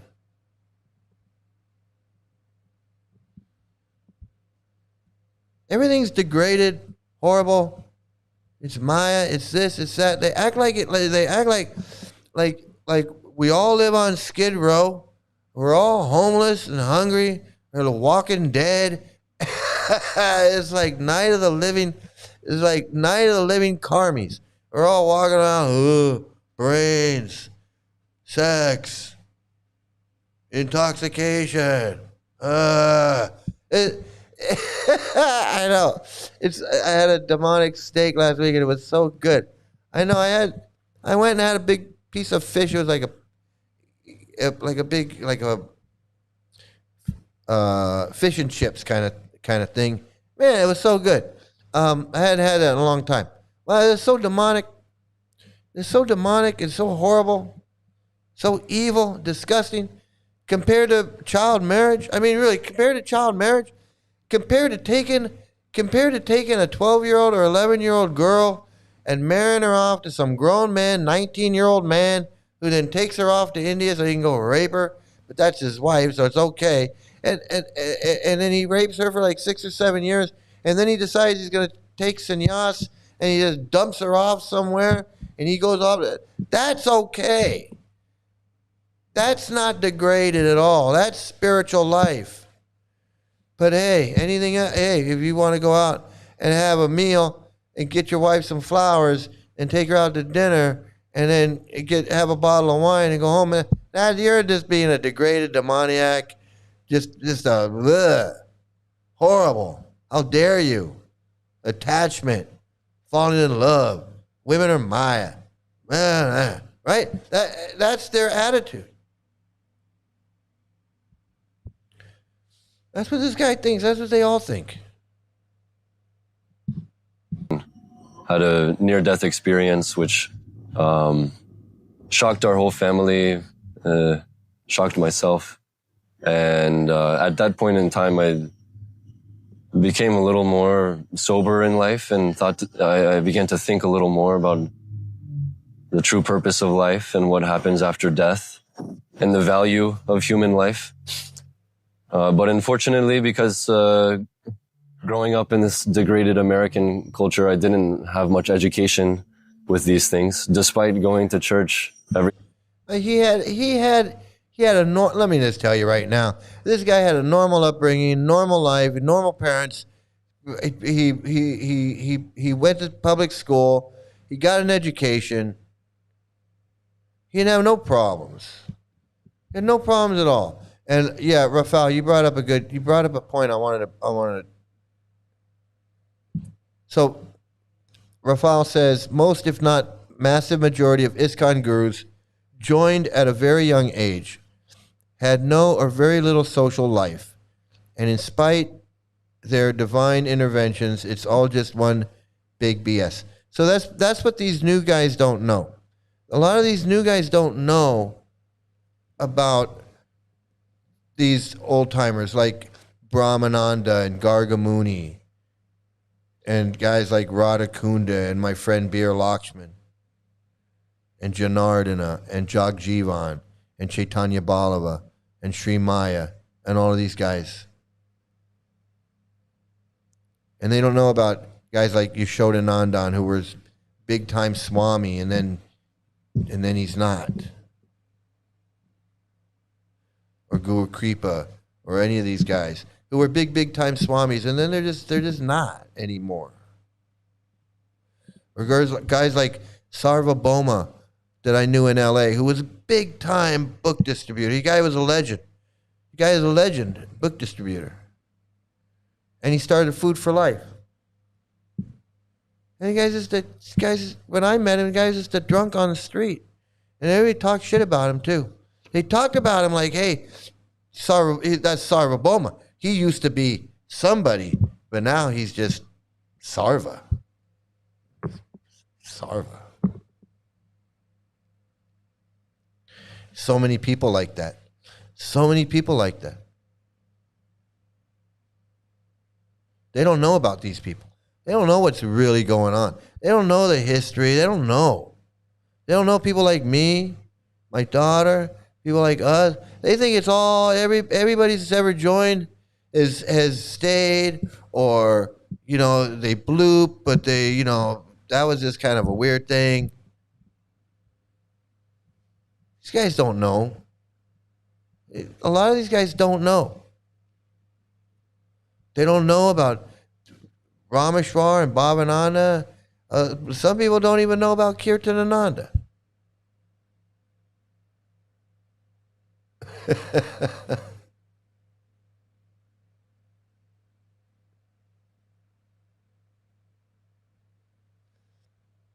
Yeah, well, older people. Well, I joined when I was 30, but you don't see older people joining because old people are set in their ways, and you got to change too much. You got to change too much. You're already set in your lifestyle. You're already set in your lifestyle. Like you already have your routine, and you get a book, and the book says, "Oh, you got to go to the temple, and you got to do this, and you got to do that." And like, man, like my mother, she didn't want to get out of here with that. But I was only 30, and I was like, hey, I was 30.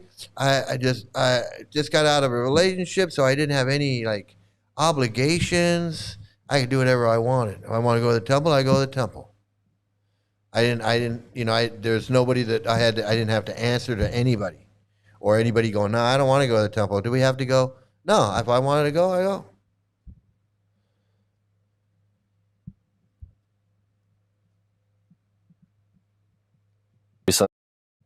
Sunday, sometimes on Wednesdays too, for every single year of my whole entire childhood.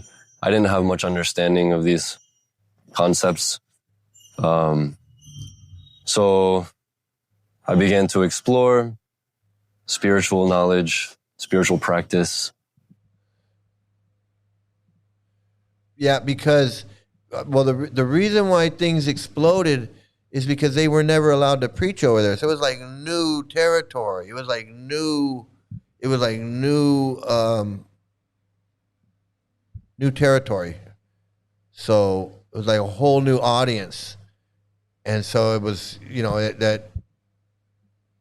that's why those gurus were like practically fighting over zones and areas of who's going to Poland and Eastern Europe and Russia and all of that, and Ukraine and all of that, because it was all new territory, and they could plant their flag, and this is mine. This is mine. Mostly through the medium of the internet, searching on the internet different things and hearing from my friends at school. They grew up in maybe different religions and had different experiences, so began to form a philosophy of life, I guess you could say. Philosophy with many misconceptions. But nonetheless, I became very attracted to living a spiritual life and became very interested in developing more knowledge about spirituality, about God, about the purpose of life. But like I said, we didn't have many facilities to learn about these things. So he seems like an awful young guy to be, in the renounced order of life and giving up sex life and relationships and all of that. It just seems kind of young to be doing all of that.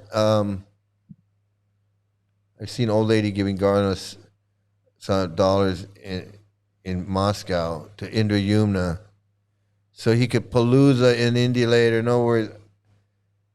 I know it's.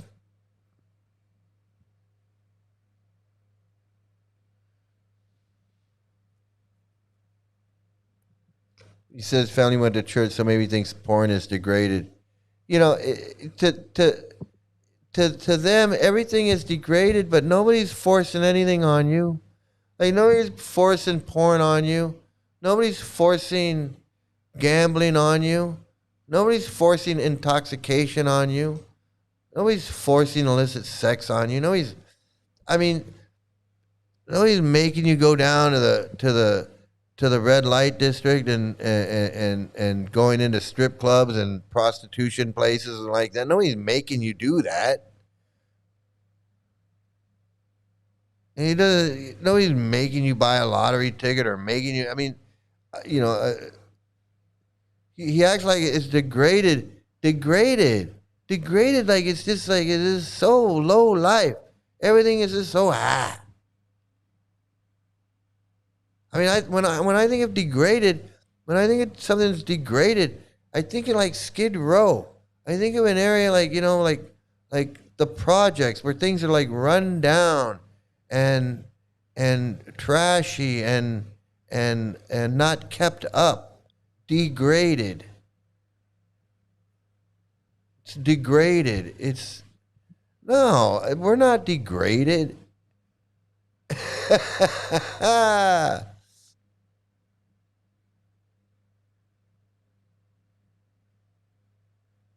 Hey, Don Pearson, good to see you, man. I haven't seen you in a while. Good to see you, buddy. Hey, yeah, I mean, so here, you know, this guy just seems kind of young, you know, and of course he's already calling himself a monk. It says, so why did he become a monk? He grew up Christian, so why did he become a monk? Well, because, you know, he's special. He's special. And now he's a super white. He's a white super Hindu Jesus. He's a white super Hindu Jesus. Okay, so let me get out of this. This is another one. Another magical mystery story. Get him. Okay, so now I wanted to do a little bit of this. A woman's experience. This is a woman's experience because the International Women's Day, I guess, was the other day, and I didn't realize it. So we're gonna do a little International Women's Day today, I guess.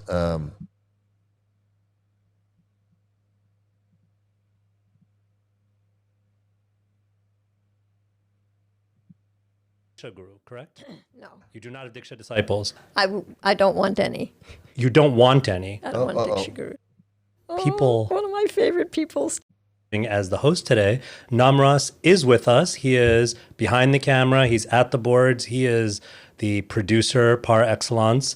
And having him play that role allows us to do some fancy schmancy stuff in real time so that we can get this episode to everyone quicker. So we're hoping to get this out as soon as possible because time is of the essence. Because people think that I have a whole crew. It's just me. Yeah, actually, that's a great point. Yeah, it is. This is a very sort of shoestring mom and pop operation, and and so Nam is behind the scenes doing all the needful so that we can have this conversation. And I am so delighted because I'm here with one of my favorite people. One of my favorite peoples too. You. This is so great. So wonderful to have you. Yeah. We are here with Sukavaha Devi, disciple of His Divine Grace Srila Prabhupada, wonderful Vaishnavi, teacher, guru, Shiksha Guru, special Shiksha Guru, super excellent special Shiksha Guru, not Diksha Guru, correct? No. You do not have Diksha disciples. I don't want any. You don't want any. I don't want Diksha Gurus. You don't want any for yourself. No, not for myself. Yes. But you're not against the idea and principle of... No. Just not for me. So should we talk about this a little bit? Because it is in the air, so to speak. And as of this recording, we're we're in the middle of it. And there was just a decision that came down that was kind of disappointing to a lot of us that does not recognize, with one exception, I think, but does not recognize Vaishnavi Diksha Guru. So yeah, what's your hot take on this? Here's another pick-me woman who is up there with the power structure of this white super Hindu cult, and she's got a little power. She got a little power from this cult. She's got a little position. But when you get back to, let's get back to the child marriage and how they treat women in this cult. She doesn't seem to care. She's not speaking out against that. The idea that this pedophilia and this child marriage is perfectly okay, and it's Vedic, and it's cultural, and it's what Prabhupada wanted, and it's perfectly fine for 11, 12-year-old girls to be married to grown men. She knows that's in the teachings. She knows that's an issue in this cult. You got nothing to say about that? You got nothing to say about that? She got a lot to say about female Diksha gurus. Well, my big question is, it doesn't seem like there's that many against it, a pertinent few. And my question is, what are they afraid of? I mean, what are they afraid women Diksha gurus are going to do? I mean, ruin the society. Ruin the society? Cause us to become an Apasampradaya. Apasampradaya? Are you kidding me? Are these not founded fears? You don't think these are reasonable fears? I think they're definitely afraid. Yeah. I think. So as a woman, she doesn't think there's anything wrong with little girls being married to grown men and being subservient and surrendered to their husband starting at the age of 11 or 12 years old. She has no problem with that. She doesn't think that's an issue. She's all in on it. Just like I said with the Gora Hari. I'm telling you, when it comes down to it, they're all in on all of this bullshit. They just never had anybody push the issue to them. Gora Hari had the nerve to sit there and go, I defeated that argument. Defeated what argument? That child marriage is okay?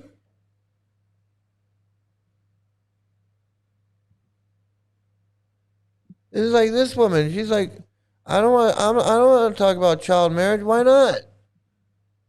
You want to talk about female Diksha gurus, but you don't want to talk about how women are treated in this cult? That you're in a cult of Rupa Manjaris? You know how women are. You've been around since the early days. You've been around since the very beginning. You know all about it.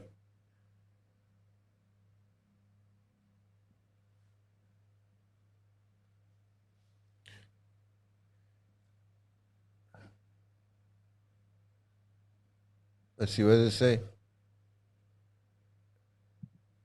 Little did she know, if Prabhupada were alive, he wouldn't permit female. No, he wouldn't.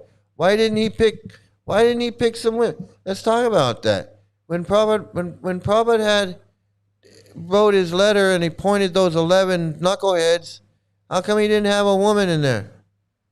He could have had one. Why didn't he do that? When he created the GBC, how come he didn't have any women on the GBC? How come he didn't do that? How come no women on the GBC?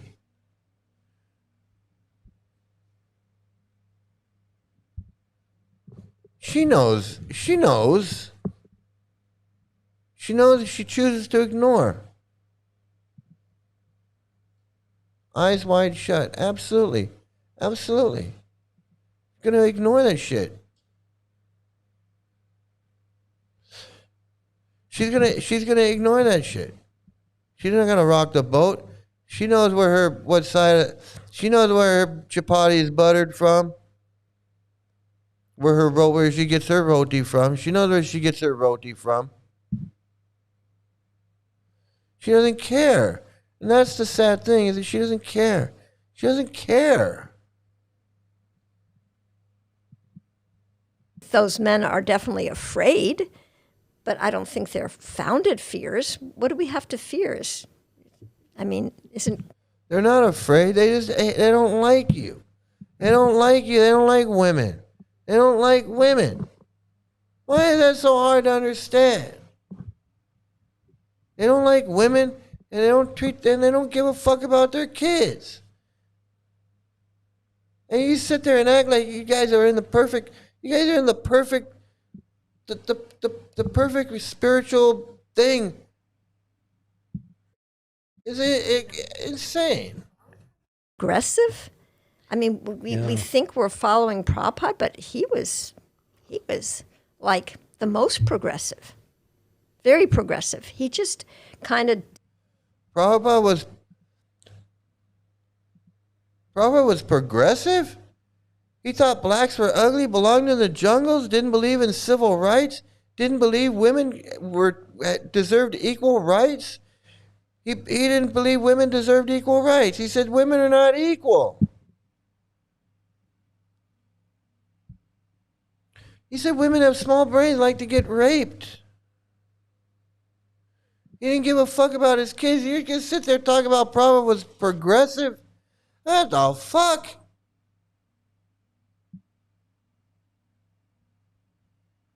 Did whatever kind of came up, and he was like, okay, let's try this. Fuck that. Shut up. Just shut up.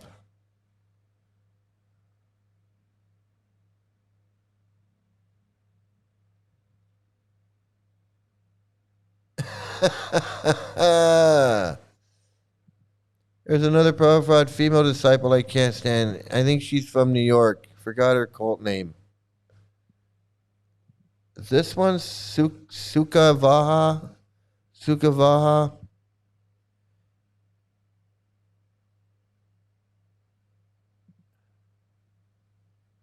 Yeah, the rich do what they want. Yeah, the gurus do what they want. The rich gurus do what they want. Absolutely. Okay, so there's that. So there's that woman, and then what else do I got? So here's another one. And I'm just. This isn't ISKCON, but I got to show you that the super white Hindus they come in all shapes and sizes. Okay. Center of no controversy. She is not a politician. She is not a business leader. She is not a sportswoman, but a very, very important guest. I'm joined by a person who grew up in Hollywood. Today she resides in the foothills of Himalayas in Rishikesh. Joining me on the podcast is Sadhvi Bhagwati Saraswati.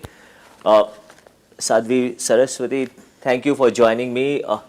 My first question to you would be, I was actually fascinated reading your story. The flight you took, it was supposed to be an adventurous trip to India. What made you stay here in Rishikesh? Yeah, I'm fascinated too. I'm telling you, man. You kidding me? I'm fascinated too. She came to India to like do some yoga, maybe smoke a little hash, do some yoga, whatever. And then she ends up becoming, what is she? Sadhvi Bhagwati Saraswati. What a joke. What a joke. Come back to Rishikesh. This is really the power of our Sanatan Shakti, Bhartiya Sanskriti.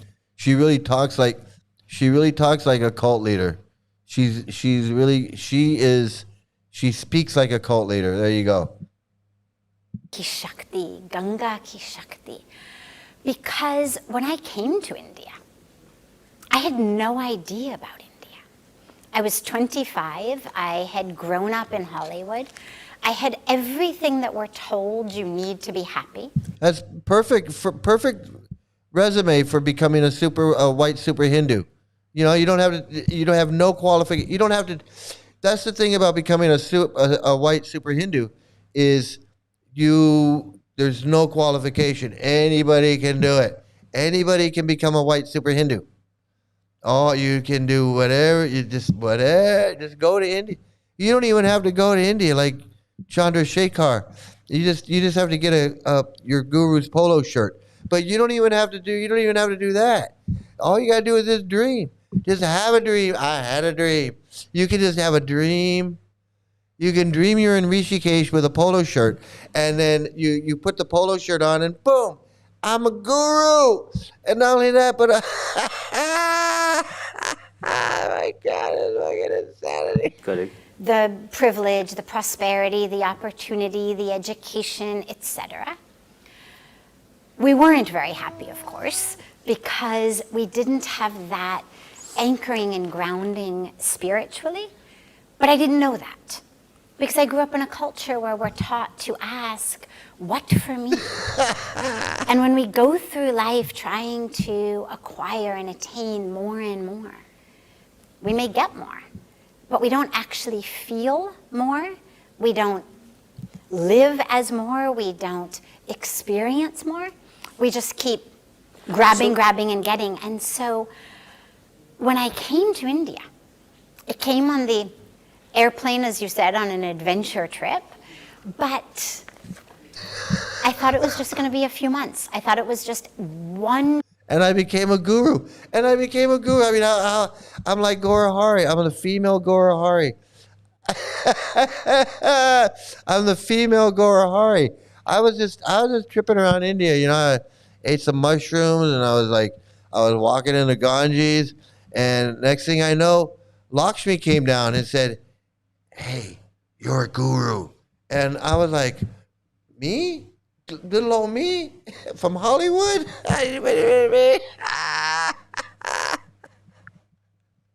Trip in the midst of my PhD program. I loved to travel. I agreed to come only because I was a very strict vegetarian. Otherwise, I knew nothing about India at all. But this is the power of this country. It is the power of Bharat Ma. It is the power of Ganga, of Guru. Yeah, it's absolutely. It's paloozing around India. Just paloozing around India. And that's the thing is that, and you know, I gotta say really seriously, that's the thing is that it's such a scam that anybody can do it. Anybody can do it, and the white people can do it, and the Indians can do it better, and the white people can do it too because they're Tarzan. But they can all do it. You just go there and you just go namaste. You know, you put some shit on your head. It's so crazy. I know. It's like, what, me guru? What, me guru? Okay, I guess so. Same story, different person. I know, it's so fucking insane. It's so insane. It's so insane. I know, it's just paloozing around India. You know, yeah, Varanasi's full of them as well. Fake Babas, fake sadhus. Then this is, I mean, there's some guys that's what they do. You know, they put the thing and then they're all covered in ashes and they got a beard and you got a loincloth on and they walk around and that's their life. And they're not really scamming anybody. That's just them. You see these guys there, you see them in Vrindavan, you see them everywhere. And that's just them. But the scam then you got the scammers who are like pretending to be that guy. They're pretending to be that guy. They're not really that guy. They're pretending to be that guy, and they're just scamming, like Gorahari. And it's just bullshit, and people get caught up in this shit. India's dangerous. India's dangerous. India can be dangerous for your mental health. Absolutely. Same shit, different shit, same shit. I know. It is. Oh man. India. I'm just gonna say that India is India. India's India. I don't know how you say India. South India is better. Okay. Okay, absolutely. But no, yeah, it's a big country. It's a big country, so you know how it goes. Okay, so we got her. Okay, I wanted to Wow, this is a long one. I wanted to share this with you because I thought this was interesting. What this guy has to say, and I think it has to do with Women's Day. Here we go.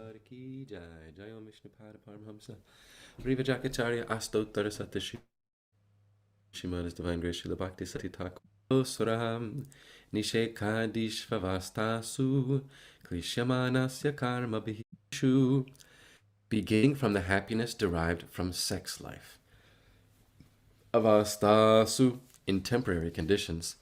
Klishyamanasya, of one who is suffering in severe hardships. Karma Bihi, by his previous material activities. Translation and purport by His Divine Grace, Srila A.C. Bhaktivedanta Swami Prabhupada, Srila Prabhupada Ki Jai. So another super white Hindu who says, all glories to His Divine Grace, Srila Bhaktivedanta Swami Prabhupada, the man who had an 11-year-old wife when he was 22 years old. Why don't you say that? Why don't you say that since you're so proud of it? You guys are so proud of his having this 11-year-old wife when he was 22. Why don't you just go ahead and pray to that? Another super white super Hindu. Prahlad Maharaj, of course, still instructing his school friends. How fortunate are they? I mean, that's a lot of instruction given from such a great devotee. Hopefully they took it well. My dear friends, O sons of the Asuras, a living entity receives different types of bodies according to his previous fruitive activities. Thus he is seen to suffer with reference to his particular body in all conditions of life, beginning with his infusion into the womb. Please tell me, therefore, after full... Srila Prabhupada Ki Jai. Om Jnana Timarandasya Gyananjana Shalakaya Chakshurun Militam Yena Tasmai Shri Gurave Namaha Shri Chaitanya Manobhishtam Stapitam Yena Bhutale Svayam Rupa. Come on. I don't need all these prayers. Into the womb. Please tell me, therefore, after full consideration of practicing Krishna consciousness,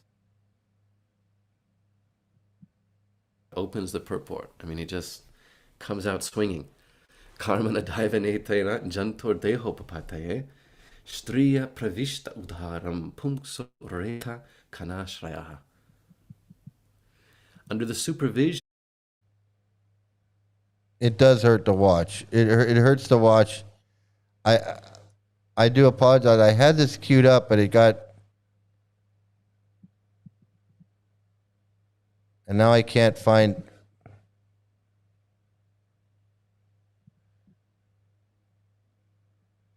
Here it is. Okay. Here's where... Well, I don't want to hold you up. It's late. Yeah, this is the kind of subject matter we could go on with for a long time. That's the problem. But there is a lot of confusion about the issue of sex life and Krishna consciousness, and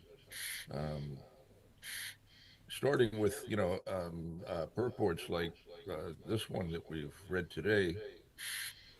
People will have all kinds of questions because they will find it hard to understand what Srila Prabhupada is saying, that they don't necessarily see that there is any hard work associated with sex life necessarily. To actually understand that to enjoy sex life means all kinds of hard work, or that it means suffering, requires a careful education to be able to appreciate.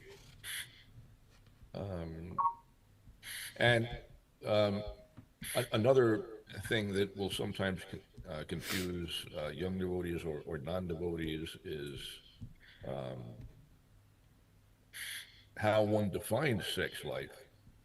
The non-devotees will tend to think that sex life is just particularly the actual act of sexual intercourse. And devotees will understand that sex life is a much broader category. It involves all different kinds of activities that are supportive of.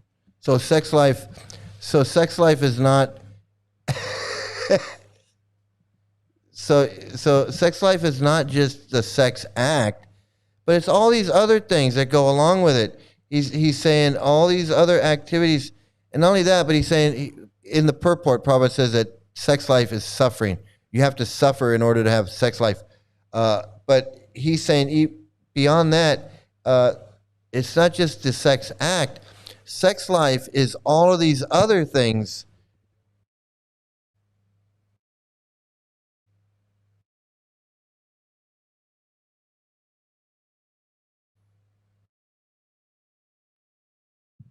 So if a man goes to work every day to support his family, that's sex life.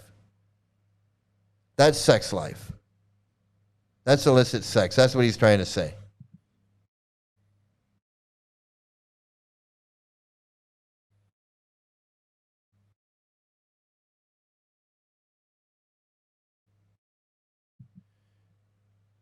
The affection that a man feels for his family is sex life.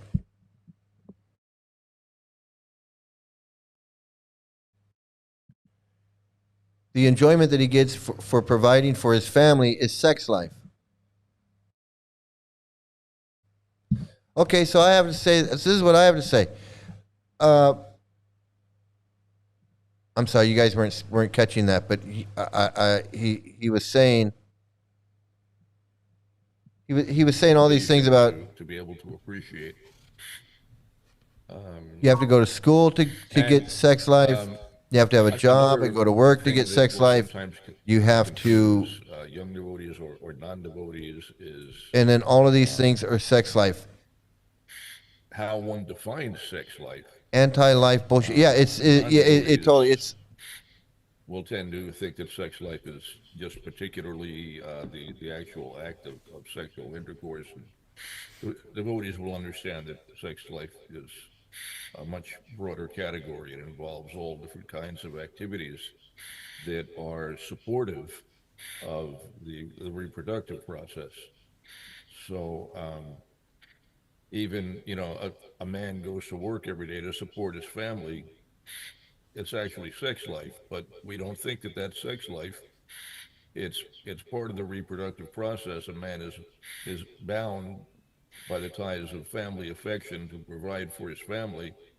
It's sex life. The taste that he gets from providing for his family is sex life. It's all sex life, but people don't see it that way. They think there's some kind of a distinction. But Okay, so what is it when Indra Swami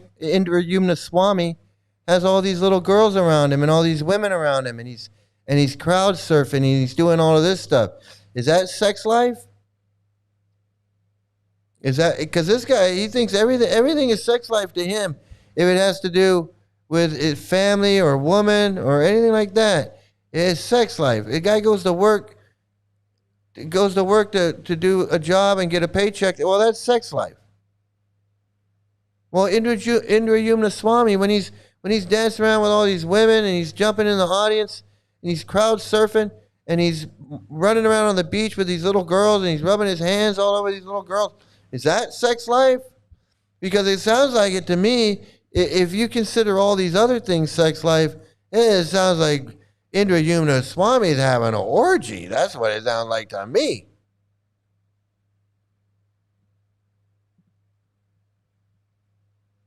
it's all actually sex life. Srila Prabhupada, you mentioned that the concept of different standards and that different gurus have. He's the Sheldon version. The Big Bang Theory. Oh, that's funny.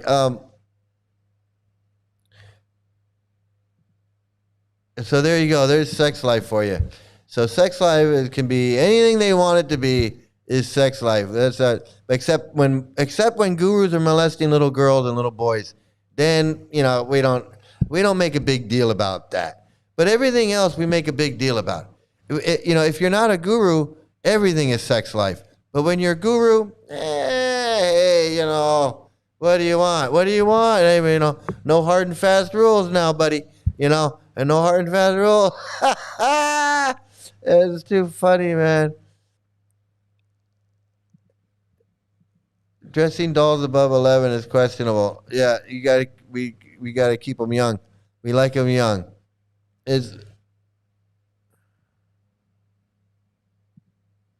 Maybe he's sleeping with the gurus.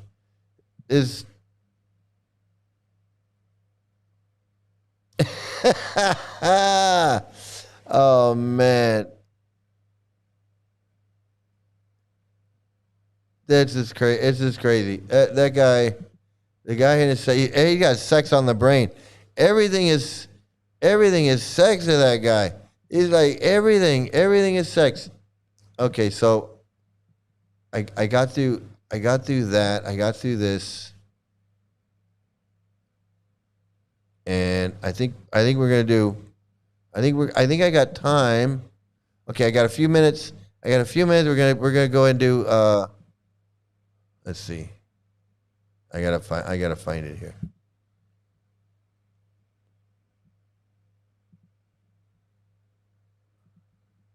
Here we go.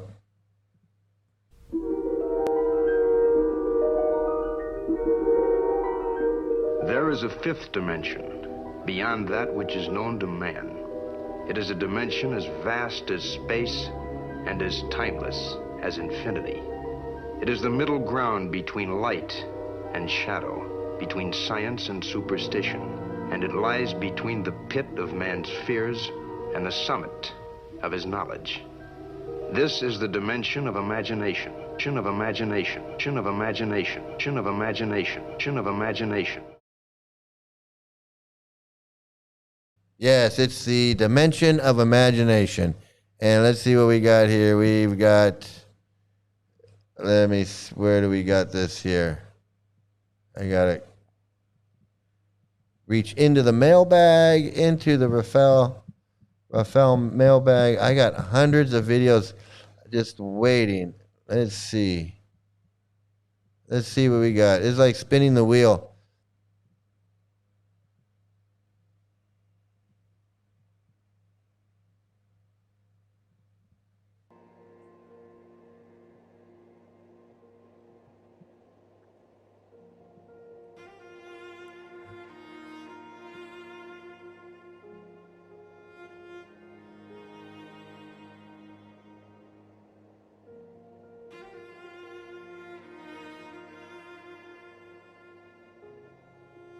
After assembly, we have philosophy classes.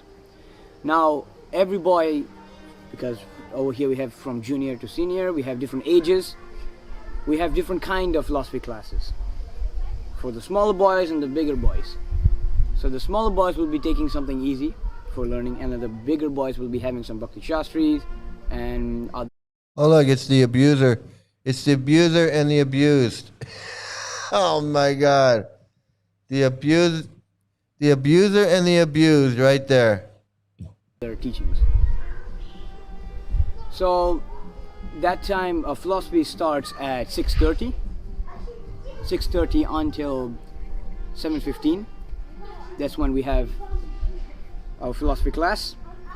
After the philosophy class, all the boys have their morning service where we clean the whole school. Now that I read that letter from that boy who said that they picked him up off the streets and stuck him in the Gurukula. Now I wonder how many of these kids are in there because they just picked them up off the street and stuck them in there. The morning service starts at 7:20. When they were little and they just street kids and they got them in there working like this. We have kind of services like the building. We have the ashramas where our lockers are there. We have the kitchen upstairs, kitchen downstairs. It's just exploiting their labor, free labor. They got these kids in there working. These kids They got their childhood is spent in this friggin' cult working. Fucking disgusting. The little kids. We have the big hut where the DTs are staying, and that's where we clean. We have ashramas where we clean all around the school, the floors and everything like that.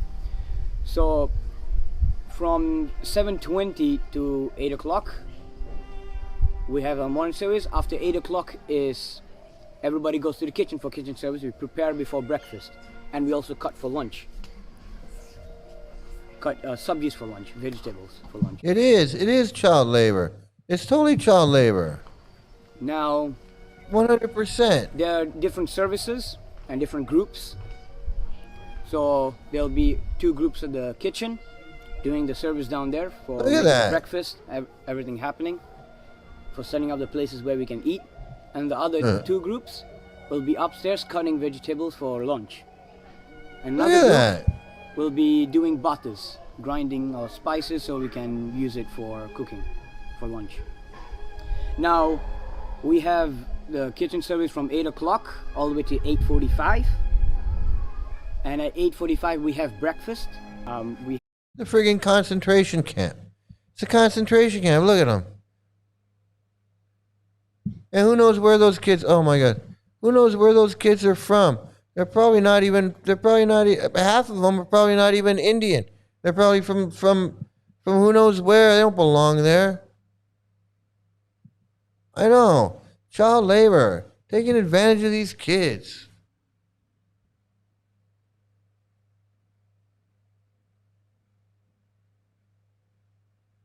It's horrible. It's horrible. And they're putting it right out there. Hey, look what we're doing. Hey, look what we do. Look how we abuse ourselves.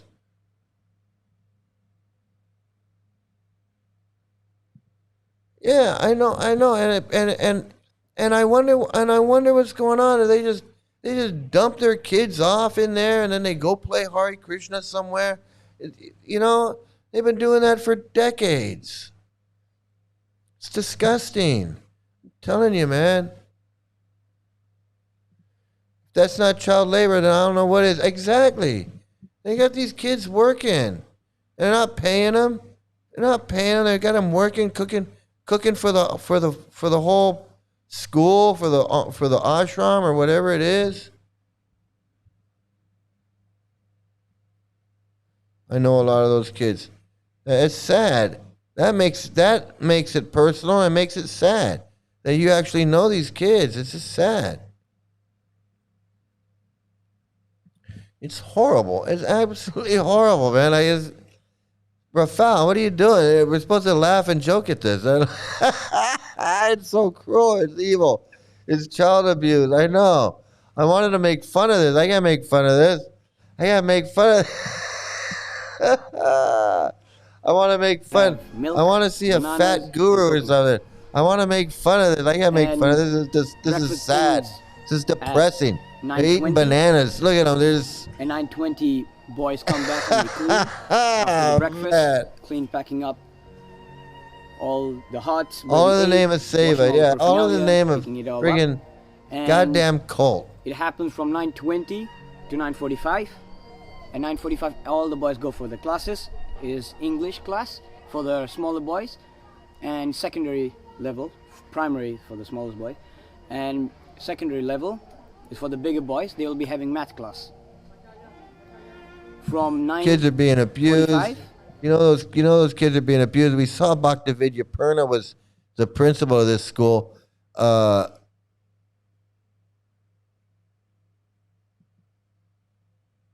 you know why you're here, bud. Yeah, exactly. Now you know why you're here, man. You're seeing the truth, man. You're seeing the truth that you didn't see before.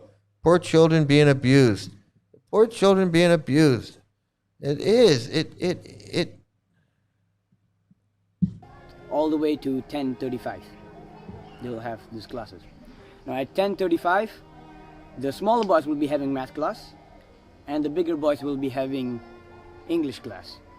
From 10:35 all the way to 11:35. So this is our morning schedule in Gurukul. Hare Krishna. Yeah, that's really sad. That was really sad. I don't want to end it on a sad note like that. And you know a lot of those kids somewhere in your school. It's really sad. That makes it even worse. That makes it even worse. So I'm gonna reach into the mailbag. I'm gonna reach into the mailbag. We're gonna try one more. Because I don't want to go out on a sad note. That was depressing, man. I'm like wiping tears. It's like, oh my god. Okay, I'm gonna go in more and see what we can do here.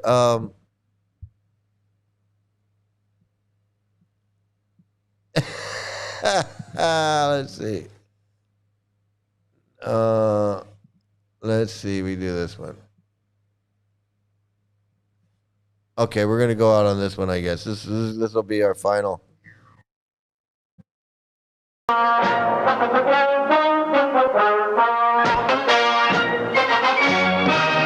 Attempting to do this is His Divine Grace Srila Vishnupada Goswami. He's one of the 11 gurus for the International Society for Krishna Consciousness Incorporated. And Chris Adams spoke to him at the... Got the nerve to go on TV and tell him that your name is Vishnupada Swami. What a fucking joke. What a joke. Sex headquarters in Brisbane.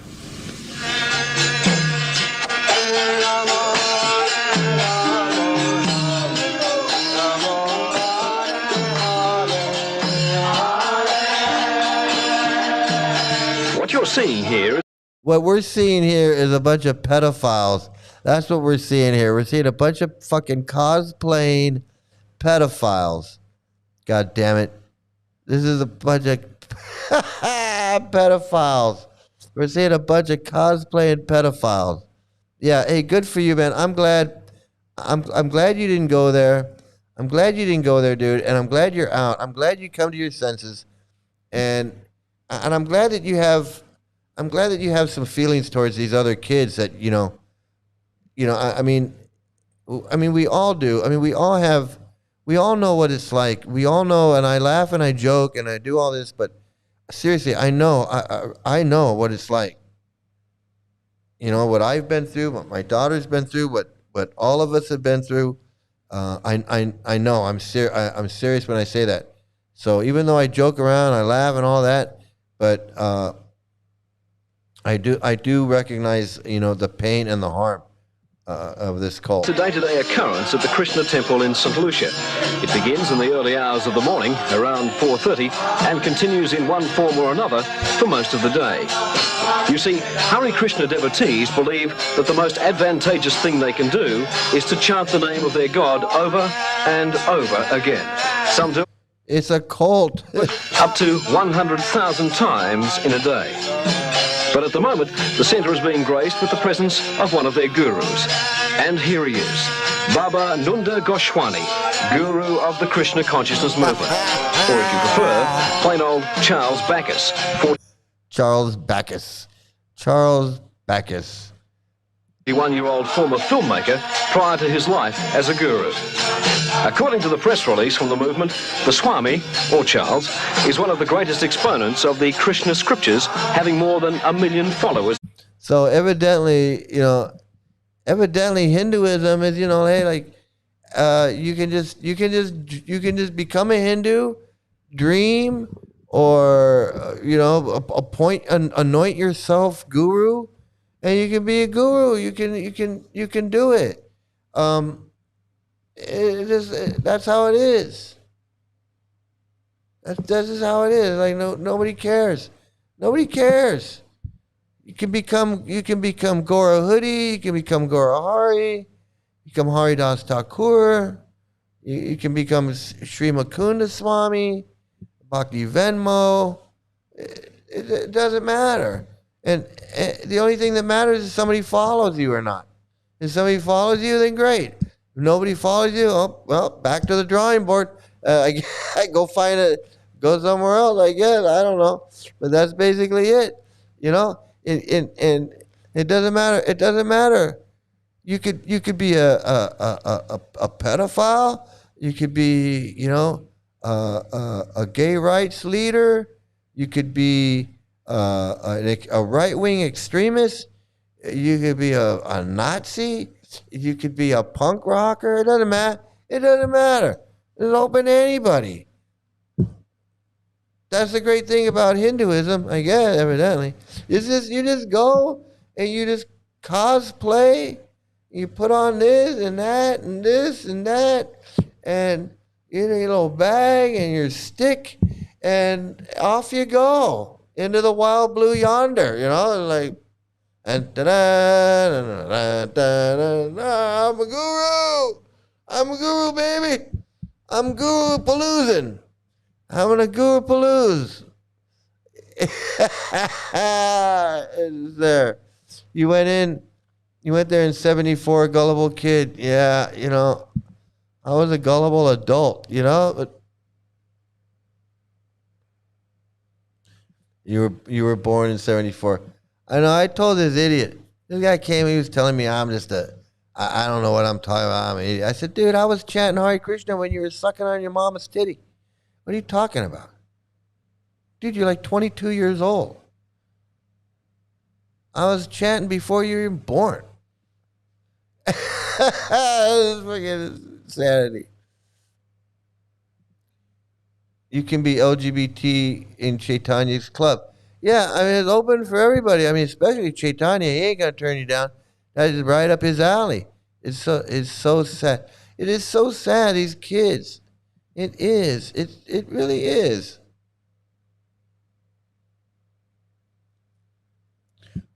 All right, everybody. I'm gonna call it quits, man. I'm gonna call it quits tonight. It's late for me. I'm gonna tell you, this is so much fun. I mean, we really made some advancement with this Gora Hari guy. He admitted that he's got no problem with pedophilia. He's got no problem with child marriage. All his followers in there, they got no problem with child marriage. And that's just it. I mean, really, that's you know, I feel like we won a small battle today. What I'm talking about, what we're talking about, the whole point of this is was validated. These guys are pedophiles. It's a pedophile cult of people that promote pedophilia, and they promote child marriage, 11 and 12-year-old girls being married to grown men. We got him to admit it. We got him to admit it. He admitted it right there. So it was the Putina syndrome. So I feel like it was a great win today, and we had all you guys in there today. Lochan was in there, and Eliana was there, and the other one was in there. I know we didn't do any sound effects today. We didn't do any sound effects today. Has the whole world gone crazy? Am I the only one around here who gives a shit about the rules? But yeah, we got him to admit. We got him to admit. You can't handle the truth. So